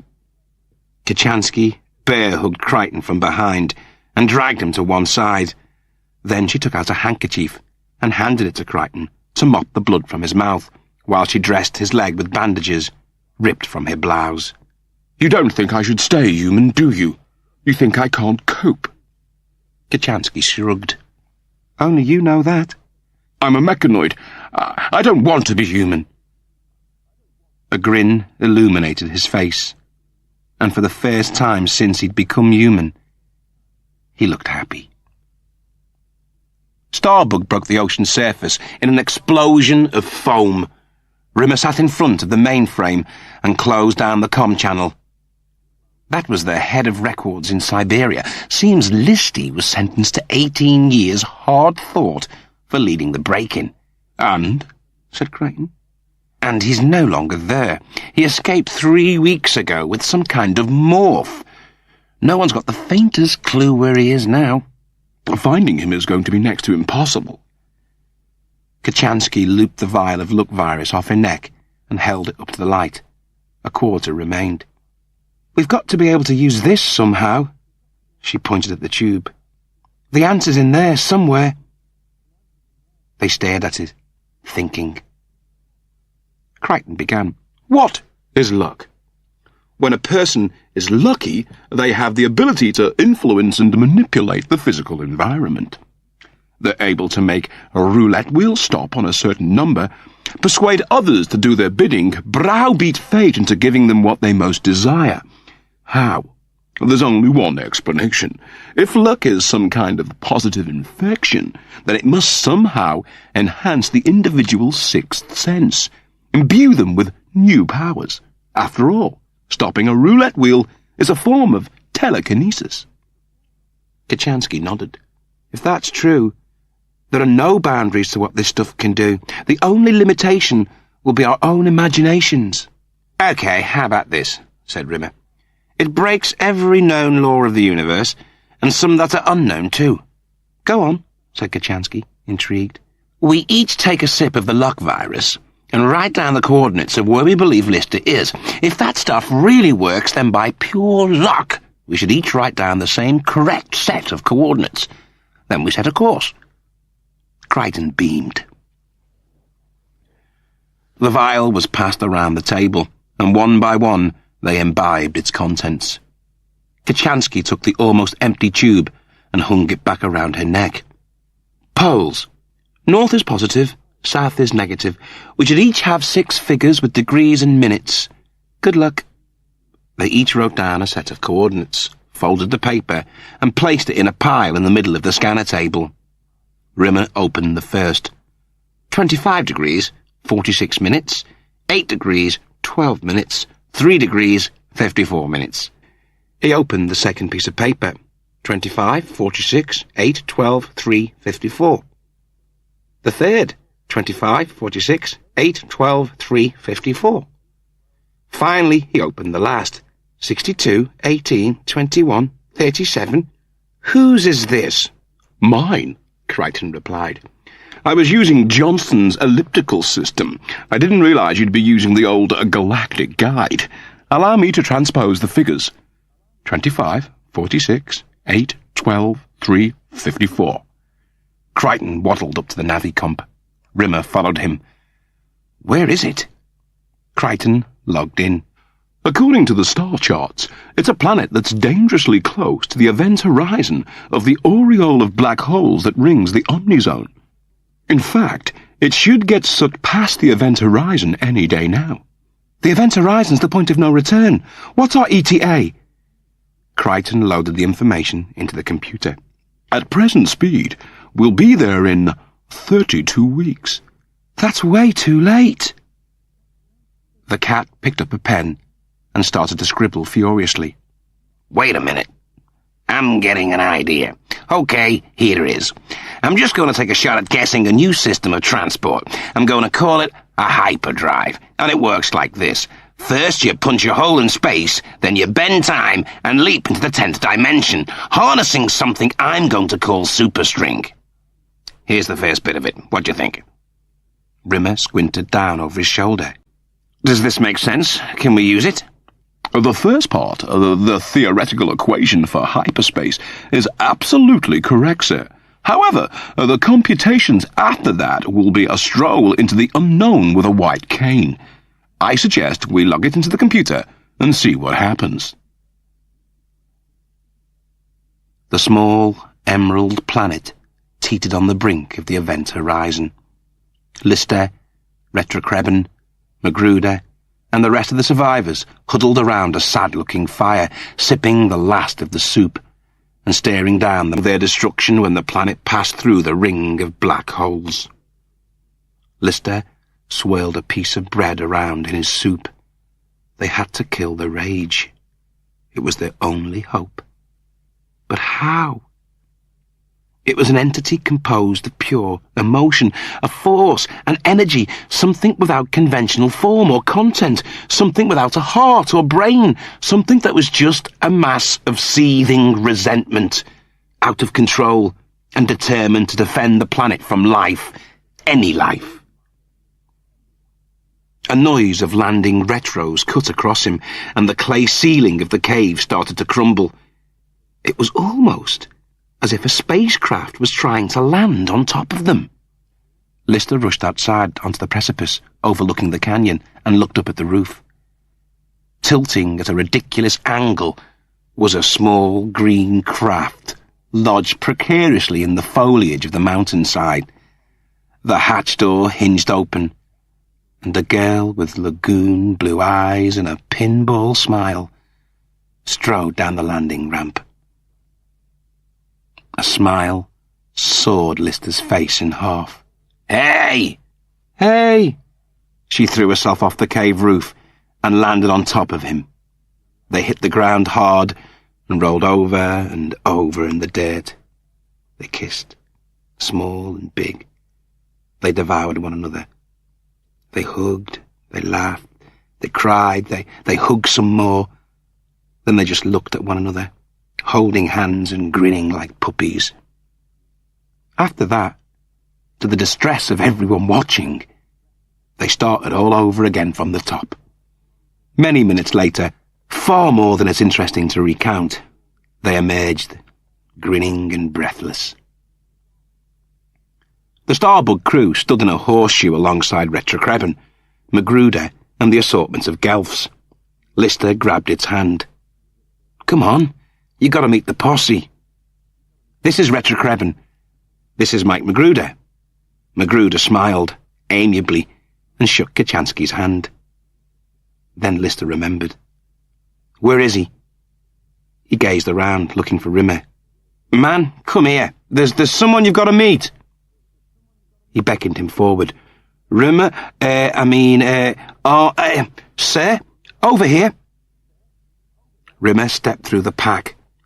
Lister brought the two men together. I want you to meet Lieutenant Colonel Michael R. Magruder. Pleased to meet you, Lieutenant Colonel, Rimmer smiled courteously. And Mike, said Lister, pulling Magruder closer, this is Arnold J. Rimmer. Magruder blinked twice, smiled sweetly, then 6 foot 2 inches of solid marine hit the dirt in a dead faint. Rimmer smirked down at the poleaxe figure. Supposed to be a marine, and he's fainted like a bloody Girl Guide. Who did you say he was? His name is Michael Magruder. He's your son. Pardon me? I said, he's your son. My son? Yes. My son? Yes. My son? Yes! Rimmer cleared his throat and kicked some dirt about with his right foot. Then looked up again. Who is he? He's your son, Rimmer. Rimmer looked at Lister. His head angled in bemusement. My son? Yes! That man there. The one who just fainted. The one who's your son. Yes, that one. He's your son. Wait, it's terribly important that I get this clear in my head. Let me tell you what I think you're saying. Rimmer tried to cough away a dry throat. You're saying that this man here, who is my son, is in fact my son. There was a cloud of dust, and Rimmer joined Magruder, belly up in the dirt. Rimmer was lobotomized with shock. Yvonne Magruder had decided to have his child. If it hadn't been for the radiation leak and Red Dwarf having to be jettisoned off into the wastes of space, perhaps she might have tried to contact him. Maybe they would even have got together again. Yvonne Magruder. She was really together and attractive, and she'd had his son. Lister's voice dragged him away from his musings. Look, man, listen to me. This bit's important. What bit? Yvonne Magruder. She's been bottle-feeding him warm bull since the day he was born. What do you mean? She's done a fantastic job. He's a Space Corps Marine, an SCM. There isn't a finer soldier. No, I mean about you. She's sort of given him the impression that you're some sort of hero. He's kind of modelled his life on this father figure who's a mix of Patton, Nelson and Ulysses all rolled into one. I've played along with it, but now you're here. Well, he'll know in 2 seconds you've got less backbone than custard. I think you've got to come clean with him before he works it out for himself. Damn it! Kachansky hit the console as the starter motor failed to ignite the engines. Lister shook his head. It's something to do with the rage. It's able to detect and neuter large electrical power sources. What about Crichton and Rimmer? They're both part electrical. I suppose their power sources are too small to detect, Lister continued. If it's anything like last time, the rage will make a move any moment. It'll want to total the ship before we're able to salvage too many supplies. Crichton gazed across the plain. I believe it's started to make its move already, sir. At present speed, it should be here within the hour. Lister turned. Guys, get the others and start up the mountain with the heavy stuff. We'll catch you up, okay? The cat and Retrocrebin nodded and disappeared down the landing ramp, carrying a large wooden food crate. Lister and Kachansky started ransacking the galley, while Crichton made a start on the obs deck. No one had worked it out yet, and Crichton was thankful. It gave him more time to make his preparations undisturbed. He climbed the steps up to the obs deck and got started. With luck, he'd be far away and unstoppable before anyone even knew what he was up to. The time had come. Rimmer found Magruder sitting on a rock, staring across the canyon at the out-of-control gravity gales. Magruder turned to face him. Made a bit of an ass of myself back there, sir. Fainting and what have you. Don't suppose you've ever fainted, sir. Not really on, is it? For a man. Rimmer changed the subject with a grating of gears. Understand you're an SCM? Yes, sir. West Point, sir. Fought on a Hyperion in the Saturn War. Rimmer shook his head in amiable disbelief. A Space Corps Marine? You're the guys who say, "Smoke me a kipper or I'll be back for breakfast," before embarking on some damn fool mission to save the solar system? It's just space jock banter, sir. And I understand you were decorated. You've been an inspiration to me, sir. Always gave me something to look up to. Yes, right. For a second, Rimmer was silent. Look, there's things we should talk about, things you've been told which aren't true. Sir? Your mother, she was a woman. A very remarkable woman. It can't have been easy bringing up a boy on geomapper's wages, getting you through college and into the academy. Some people, and I used to count myself among them, believe there's a class system, and someone like you, who doesn't have a completely pucker background, would never be admitted into such high-ranking company. That's bullshit. Your mother went out and proved that. She's a truly courageous, remarkable woman. It's you who were my inspiration, sir. Rimmer shook his head. You owe everything to her. She really made you into something, and you should be proud of... Rimmer looked over the canyon. When I tell you what she had to do to make you into that something, I don't want to hear you feel let down or resentful. I'm not going to lie to you. Do you mind if I call you Michael? I'd be honoured, sir. You can call me, if you want, sir, father or dad or whatever. Really, sir? Anyway, the thing is, I never really knew your mother. It was... Rimmer was going to say a one-night stand, but he couldn't say that to his son. What I'm saying is, I'm not who you think I am. I'm not special. In fact, you are everything I ever aspired to. Rimmer looked into his son's clear green eyes. I'm nobody, Michael. I could have been, even should have been, but I blamed all my failings and shortcomings on my parents, and that's a well that never runs dry. She always said you were fantastically modest, sir. Rimmer shook his head.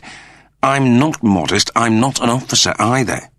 It was always my great passion, but I never made it. Not good enough, you see. Your mother invented a father figure for you, to give you something to live up to. I'm just a technician. I never even managed to pass the astroengineering exam. Coming here today and telling you this is the only gutsy thing I've ever done in my whole life. An alloy of emotions passed across Magruder's face. An ugly mixture of disbelief, betrayal, and contempt. You're a technician? Yes. What class? Second, Rimmer mumbled quietly. That's beverage maintenance. Rimmer stood straight-backed. Yes. Magruder savaged him with a look of utter disparagement and stomped off back to the caves. Crichton glanced over his shoulder as he shuffled down the Starbug storage deck. He was alone. Excellent. He'd reached the far wall and stood before a multicoloured fascia. He typed an override code onto the keypad, and the door to the vault opened with a smoky sigh. He followed the alphabetically marked floor-to-ceiling expanse of storage drawers, making numerous lefts and rights before he reached the letter O. He pulled the sliding tubular aluminium stepladder underneath the storage box he desired and swiftly climbed the steps. Again he typed in a passcode. A box zinged out of the wall. He typed in a second passcode, and the box opened silently. He reached in and took hold of a vacuum flask, spun off the top, and took out a tiny pink disc. He hurried down the stepladder and made his way to the exit. All he had to do now was feed the Oblivion virus into his own network and walk across the canyon and meet the rage. When the Gestalt entered him, it too would become contaminated. Its energy force would be neutered by the electric killing virus. And although he would be terminated, the rage would be slain. He hurried down the aisle and walked into a bank of storage units. A dead end. In his musings, he'd missed a turn. He started to retrace his steps. He'd never noticed before how dark it was in the storage vaults. Just the low neons casting sober, orange fingers over the floors and walls. Left, right, left. He made a right and saw 2 feet sticking out behind a bale of storage drawers. Whose? It was impossible to tell. Crichton began the very long walk up to them. As he walked, he started to eliminate all the people those feet couldn't belong to. Long before he reached them, he knew whose they were. A stalactite of panic sliced through his being. Then a high-pitched squeaking noise made him spin round. It was the sound of the giant wheel on the reinforced steel doors being spun shut as the storage vault was locked from the outside. Michael Magruder sat huddled in front of an unnecessarily chirpy fire and tried to sift through the events of this quite unbelievable day. All his life he'd believed in this godlike father figure. All through his childhood, all through cadet school, all through the Starfleet he'd been plutonium-driven to succeed, to live up to the unattainable. Now it turned out his father was nothing more than a chicken soup machine maintenance repairman.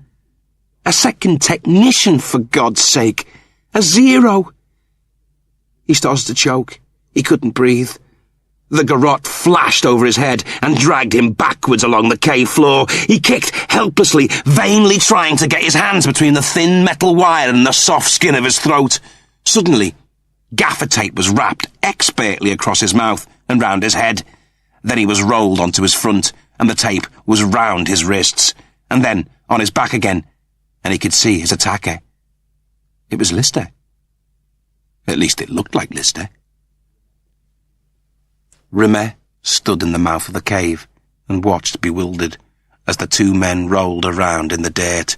Suddenly, the man sitting astride his son turned and saw him. Lister's other self. He was still alive. You! Lister's other self sprayed a staccato snigger into the chilling afternoon air. You just can't keep a bad guy down! A twinkle of gunmetal grey flecked into Rimmer's peripheral vision. 4 feet to his right lay Lister's other self's IR pistol. All he had to do was make 2 strides, bend and pick it up. This was his moment. 4 feet away, 2 strides, pick up the pistol and point it at Lister's head, bark out an order to get the hell off his goddamn son and march the punk out of the cave. He would still be a second technician. He'd still be a nobody who had never navigated his way up the ziggurat of command, but at least, in some small way, he'd have proved himself in front of Michael. Rimmer watched as Lister realised the rad pistol was nearer Rimmer than him. Rimmer grinned. This was his moment. He'd be a hero. And wouldn't that be sweet? Then a voice, somewhere inside Rimmer's head. Hero? Who the hell was he kidding? Any jerk could do what he was about to do. He was just lucky enough to chance along at the right time and find himself standing next to the pistol. It was hardly the stuff of the SMCs. He wasn't exactly Uziing the door in and walking behind a blazing bazookoid. Then he would have been a hero. But this was kiddie stuff. And anyway, why should he have to prove himself to Michael? his son would have to learn that there's more to life than being a great soldier. If they were to have any kind of relationship, he'd have to learn to care for Rimmer for what he was, with all his failings. And if he couldn't do that, unless his old man turned out to be Tommy Testosterone Space Marine, that was just tough. Lister's other self's foot lanced into Rimmer's solar plexus, and he hammered backwards into the cave wall, still enraptured by his own thoughts. Lister's doppelganger picked up the rad pistol, twirled the rad setting to neuter, and pointed it at Rimmer's groin. "On your feet." He jabbed a look at Magruder. "You two." The two men got to their feet. Magruder's eyes stood on tiptoe above an oblong of masking tape and drilled into Rimmer. He'd had a chance to take the guy out, and he'd botched it. What the hell else could you expect from a mookel who fixed chicken soup machines for a living? Crichton stared down at the 4 dead Kinatawaii tribespeople. They'd never left the ship. Lister's other self had regained consciousness at some point during the walk through the decom chamber, and had managed to overpower all 4 of them. Now he was out there somewhere, and the rage was only 15, perhaps 20 minutes away. He tapped the pink disc of the Oblivion virus on his open palm, the disc that was utterly useless while he was still locked in here. The door yawned wide, and Rimmer was shoved inside. It closed again. Rimmer started to explain. "He didn't leave. I know, I've found the Kinatawais. He's got Michael. Sir, it's imperative we get out of here. I suggest we cover every inch of the storage vault to see if there's any possible escape route." "Haven't you already done that?" "Twice, sir," Crichton shrugged. "What else was there to do?" They began their search, first examining the locking mechanism on the vault door, and then following the walls round the room, looking for air vents. "I'm a father, you know. I still can't believe it." "I heard, sir. You must be very proud." "He's not. He's about as thrilled as Edward II when they started to heat up the poker." "Resenting their parents is the human way, sir. Black widow spiders eat their mates after sex. Humans blame their parents for all their failings. It's the characteristic which makes you lovably idiotic to all other species." "What are you saying, Crichton?" "Look!" "Yes?" Rimmer waited for him to make his point. "Look!" Crichton was pointing at the 4-inch wide oxygeneration outlet pipe that surfaced by the pump housing in the corner of the vault. "It's an oxygeneration outlet pipe, so what?" "Sir, if I turned your light bee off and set it to delay timer, then brought it back online again, say 60 seconds later, we could push your light bee down the outlet pipe and it'd drop through to the quarters below. Or, alternatively, it could wind up in the oxygeneration unit itself, where I'd get minced." "The plan does have a downside, I must confess." "A downside? Is that what it is?" "However, if the scheme were to succeed, you'd rematerialize on the deck below and be able to sound the alarm. We could attempt to rescue your son, Michael." "No, I'm sorry. It's too risky." "Very well, sir." "And don't try and change my mind. It won't work." "No, sir." They walked along in silence for almost 20 seconds. "You're doing it on purpose, aren't you?" "Sir?" "You know what I'm talking about now. Just quit it. Talk or hum or whistle or something, but no more accusing silences. Got it?" "Yes, sir." "You're doing it again." "I can't think of anything to say, sir." "Hum, then." "Yes, sir. Permission to hum, sir." "Granted." Rimmer sighed impatiently. Crichton began humming a plaintive version of Danny Boy. Eventually, Rimmer caught on. "Oh, Danny Boy, the pipes are calling. I've seen mudguards on boy racer Mustangs that weren't as low as you." He exhaled and contemplated the floor. "Right, very well, okay. I must have less brains than the offspring of a village idiot and a TV weather girl. I'll do it." Several minutes later, Crichton unscrewed the outlet pipe's gauze cover and dropped the delay-timed bee down the tube. The bee clanged down the pipe, slaloming round corners, ricocheting down the colon of tubing, pinging back and forth across the narrow passageways as it fell. Finally, it bounced out of an outlet valve and rolled across the grilled flooring of E-Deck's gantry. It rolled across the 5-foot walkway before plummeting over the edge and smacking onto D-Deck's gantry, and teetered on the edge of the grill overlooking the small sewage plant on C-Deck. Spinning like a drunken room, it hugged the very edge of the walkway before it waltzed back into the middle of the gantry and spun to a halt. Seconds later, Rimmer burgeoned back into existence and found himself on the paint shop gantry on D-Deck. He went to find the others. Kochanski and Lister piled the pallets of freeze-dried fruits onto the loading truck. Lister's other self gestured for them to drop the peaches as he yanked Magruder on a wire garrote across F-Deck. "Better put me back on your Christmas card list, kids." "You left the ship with the Kinnatowawies. Crichton saw you." "No. He saw me enter the decom chamber." "You've been around since then?" asked Kochanski. "When we were on the Mayflower?" "Got messed up when I had an altercation with the Kinnatowawi.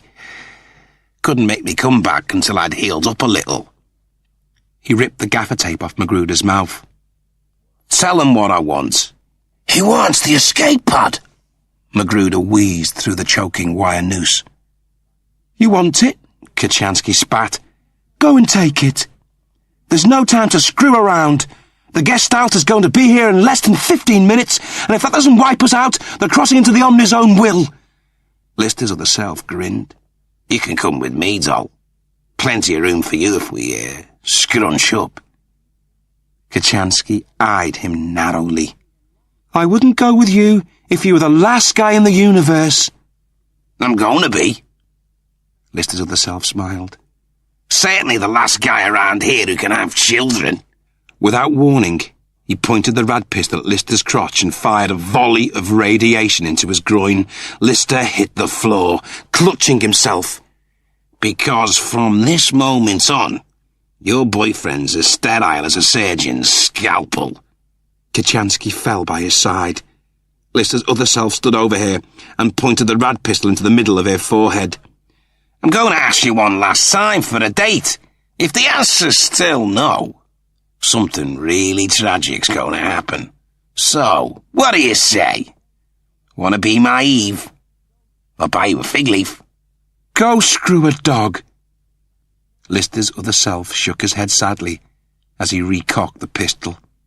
Kochanski sucked her right index finger. "You evil bastard," she said quietly.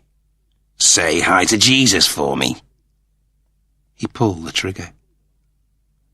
Rimmer hurried along the paint shop gantry. Several floors above, he could make out a vague mix of voices. He reached the hatchway and discovered it was locked. He doubled back and tried the hatchway at the opposite end of the gantry. That was locked too. He was trapped. For several minutes he ransacked the shelves of equipment looking for help. Then he turned up one of the Mayflower's old Astro strippers Crichton had bought from the Kinnatowawies. He unhooked it from the shelf and laid it out on the floor. The harness was intended to be worn over the shoulders. The front had a brutal-looking torch gun funnel that jetted flames 60 feet, while the back had a second funnel that threw out a power jet so the pilot could transport himself around the outside of the ship when preparing the metal for new paintwork. Rimmer checked the tanks. Both booster and flame tank were a quarter full. More than enough for him to torch his way through the hatchway lock. He hauled the harness over his head and tried to click the buckles closed. The harness webbing wouldn't reach. 5, maybe 6 inches short. Who'd last worn this? A hugely overweight pygmy? He adjusted the straps to their maximum length and tried again. Still, he couldn't press the stud key into its buckle. Maybe, if he did just the top one, that would hold it. It did. Just. He looked for the control stick. It was behind his back, near the booster funnel. Who had designed this thing? He swiveled the joystick and clicked on the stripper flame. But instead of a controlled jet of flame pouring out of the funnel on his chest plate, His rear booster flared into life and propelled him 20 feet backwards across the gantry corridor, over the railing and into the 300-yard drop before it politely clicked off, leaving him to plummet groundwards. He had the damn thing on backwards. Blindly, he fumbled about with the joystick, trying to guide the human fireball he'd now become as he ricocheted off the hull walls and powered upwards. Lister's other self stood over the motionless body of Christine Kachansky as she lay on the floor. Her lagoon blue eyes were open, wide and defiant. She licked her right index finger, called him a bastard, and watched him pull the trigger. There was a hollow click as the rad pistol's chamber jammed.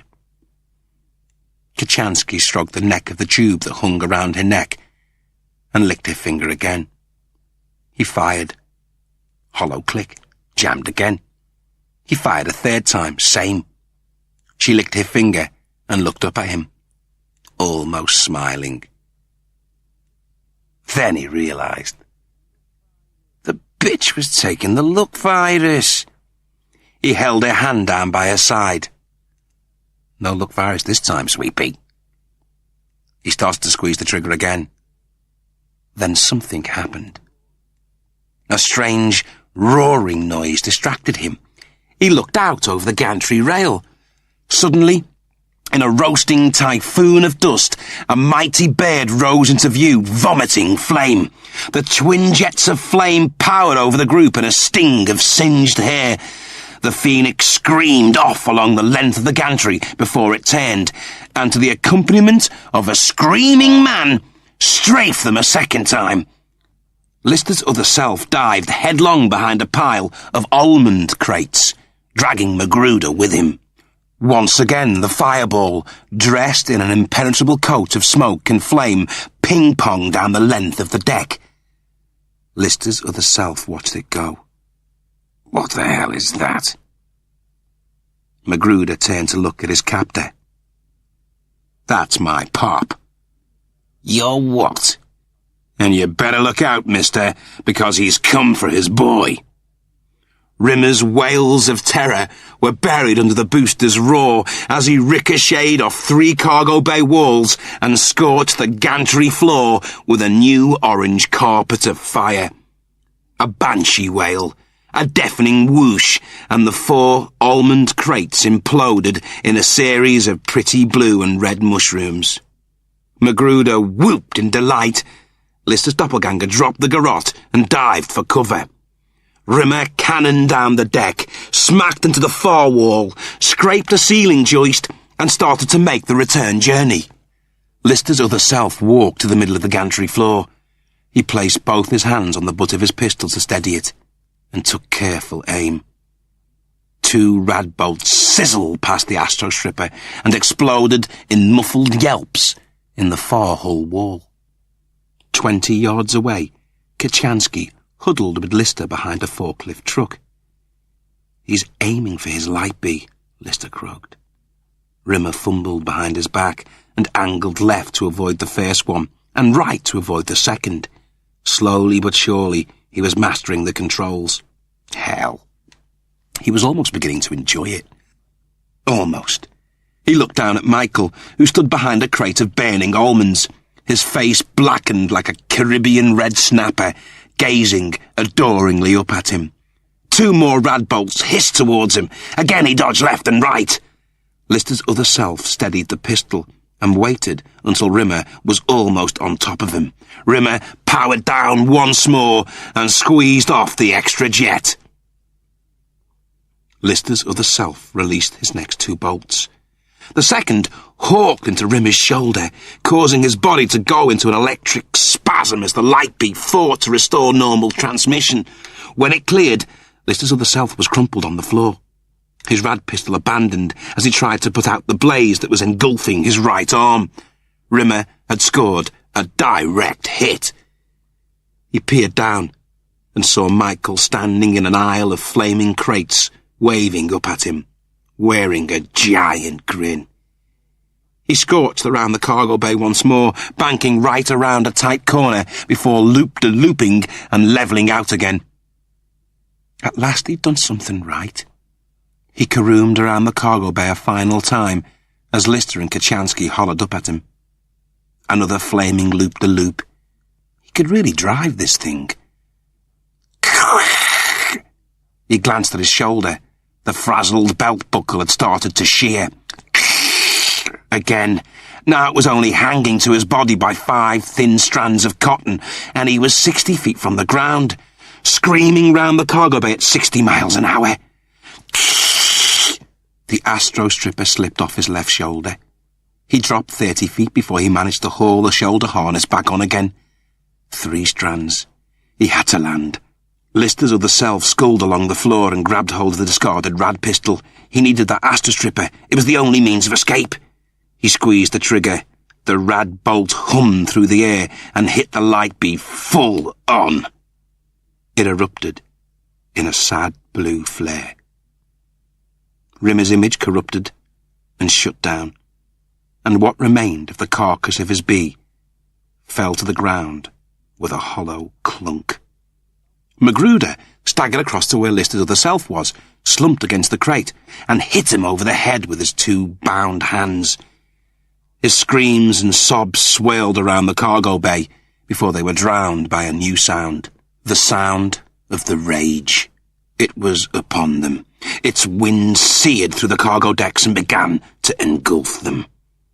Minutes later, they were all baptized in hatred, saturated with the Gestalt's malevolence, pulverized by a fury that whispered to each of them of some dreadful, intangible injustice that was never made clear. Then it was gone, swirling off the ship and continuing its cattle drive of virulence across the planet's surface. Lister stood. "We have to form a circle of Sakafakeri." The 4 of them sat in a tight circle and held hands. Lister gazed across at Kochanski, and she returned his scared smile. One of the 4 would die. One of them would be taken by the rage. Lister's other self gazed at Kochanski, amused by her fear. His eyes dropped down her body, drawn by 2 small test tubes hanging round her neck. The look virus. He thrust himself backwards to create some slack, and then yanked himself forward. His tongue flicked over her skin before he scooped the tubes into his mouth and ripped the chain from around her neck. His teeth crunched triumphantly through the tube into the sweet-tasting liquid. He felt its sparkling force twinkle through his body. Now he was safe. The rage would choose another. The rage entered him, but he wasn't concerned. He knew it would pass him by, and so it did, as it went round, faster and faster, growing in power, growing in strength.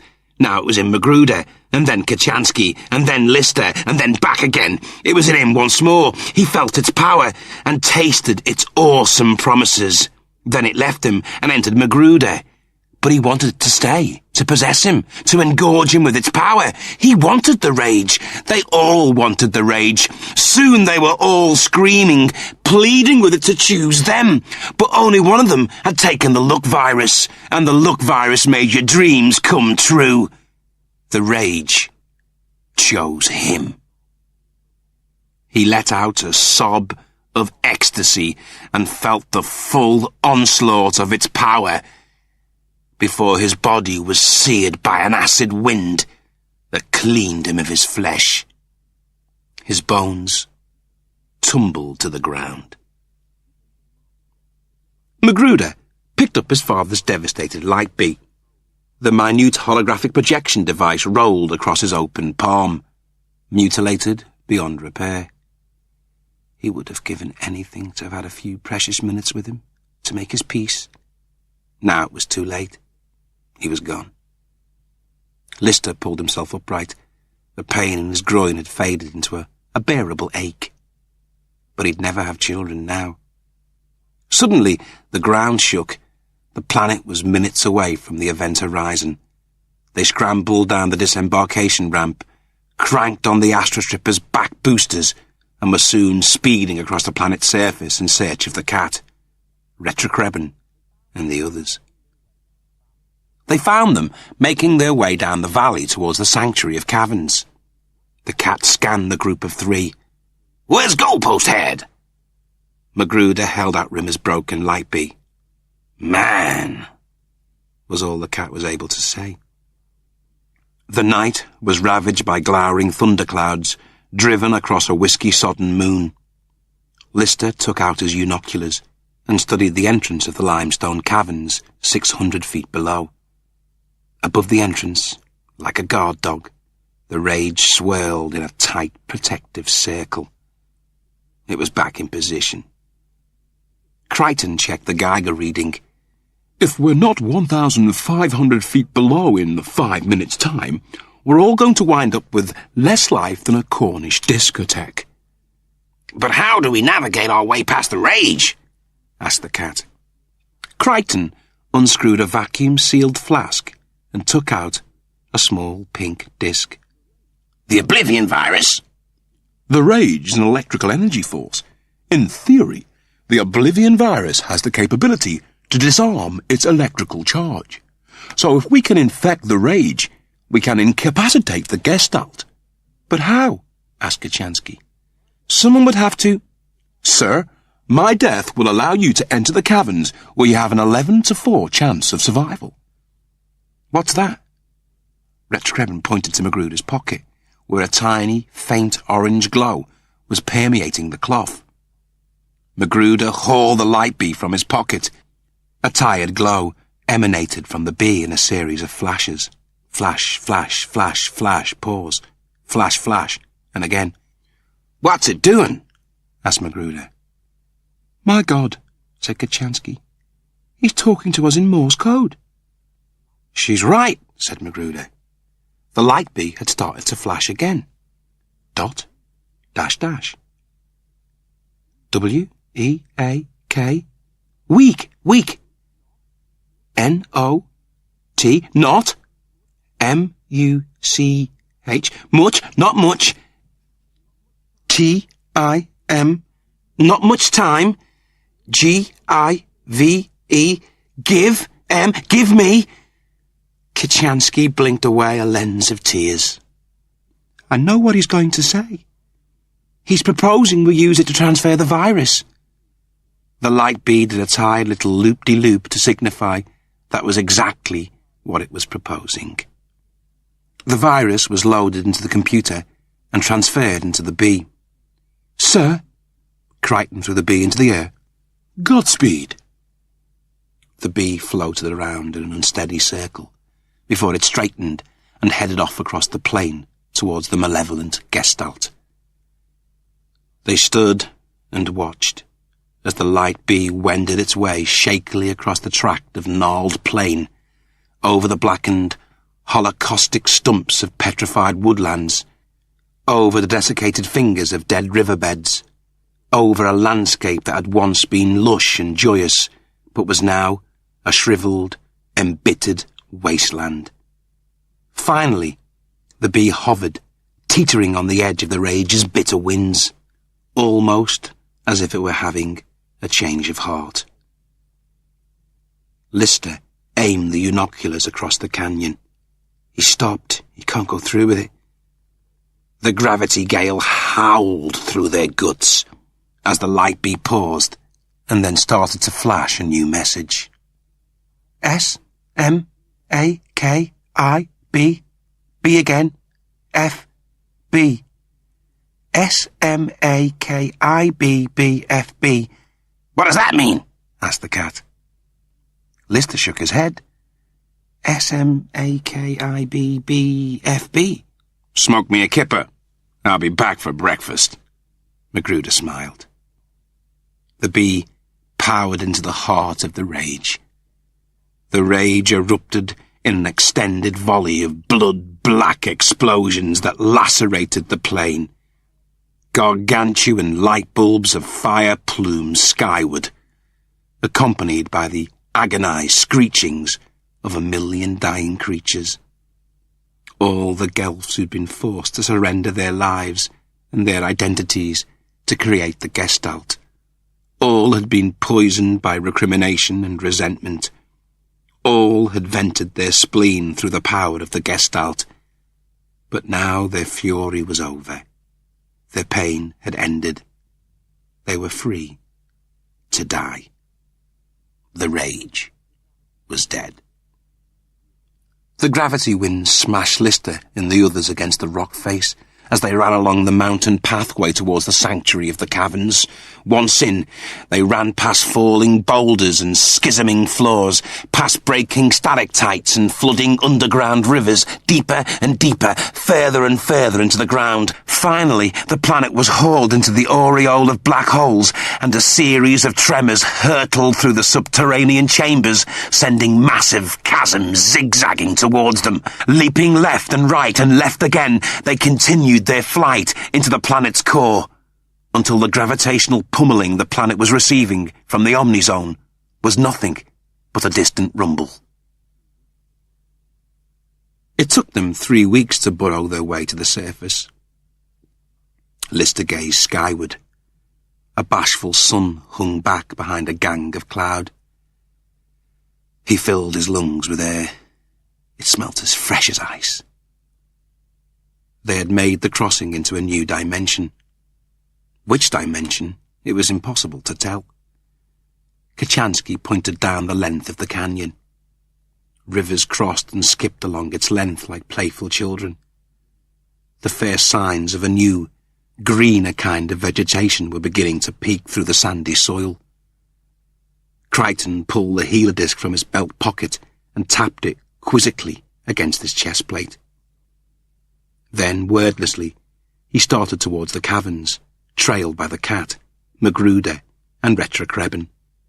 Their heads stooped low. They scoured the ground, looking for a small, dead, light bee. Lister looked at Kachansky through panda eyes. "We're home." She kissed him. They clambered down the canyon and started to walk alongside a flood river that gambled across the valley, past the purple flowers of meadow saffron. It felt like it was spring. He smiled a heavy smile. "We don't need kids to make us happy, hun. We've got us." "I know. But I just feel I screwed it up. I had a responsibility to restart the human race, and I blew it. Let me show you something." She tugged off her loosely buttoned mauve shirt and pulled her t-shirt over her head. "You know you never plan ahead. You live for now and hope everything works itself out. Personally, I think that's kind of cute, but then I have major character flaws of my own. What are you talking about? Planning ahead. You never do." She grinned. "Lucky then you got yourself entangled with a gal who does." She slipped her hand into her bra cup and pulled out a small 1-inch vial. "You've also got a memory like a sieve. I took a second vial of luck virus, remember?" A slow smile started to break across Lister's face. "I can see you're ahead of me." She took a swig and handed it to Lister. "Here's the deal." She picked up 2 flat stones and handed one to him. "If we can both skim these 2 stones down the river so that they can each bounce 7 times and wind up in that little oxbow pond over there, it means—" She pointed to the edge of the canyon, where a skirt of sorghum grass was swaying in the breeze. "When we hit the long grass over there, we're going to wind up making the first of our many children." Lister swigged from the luck virus. "You ready?" "I'm ready." They took aim and fired. The pebbles landed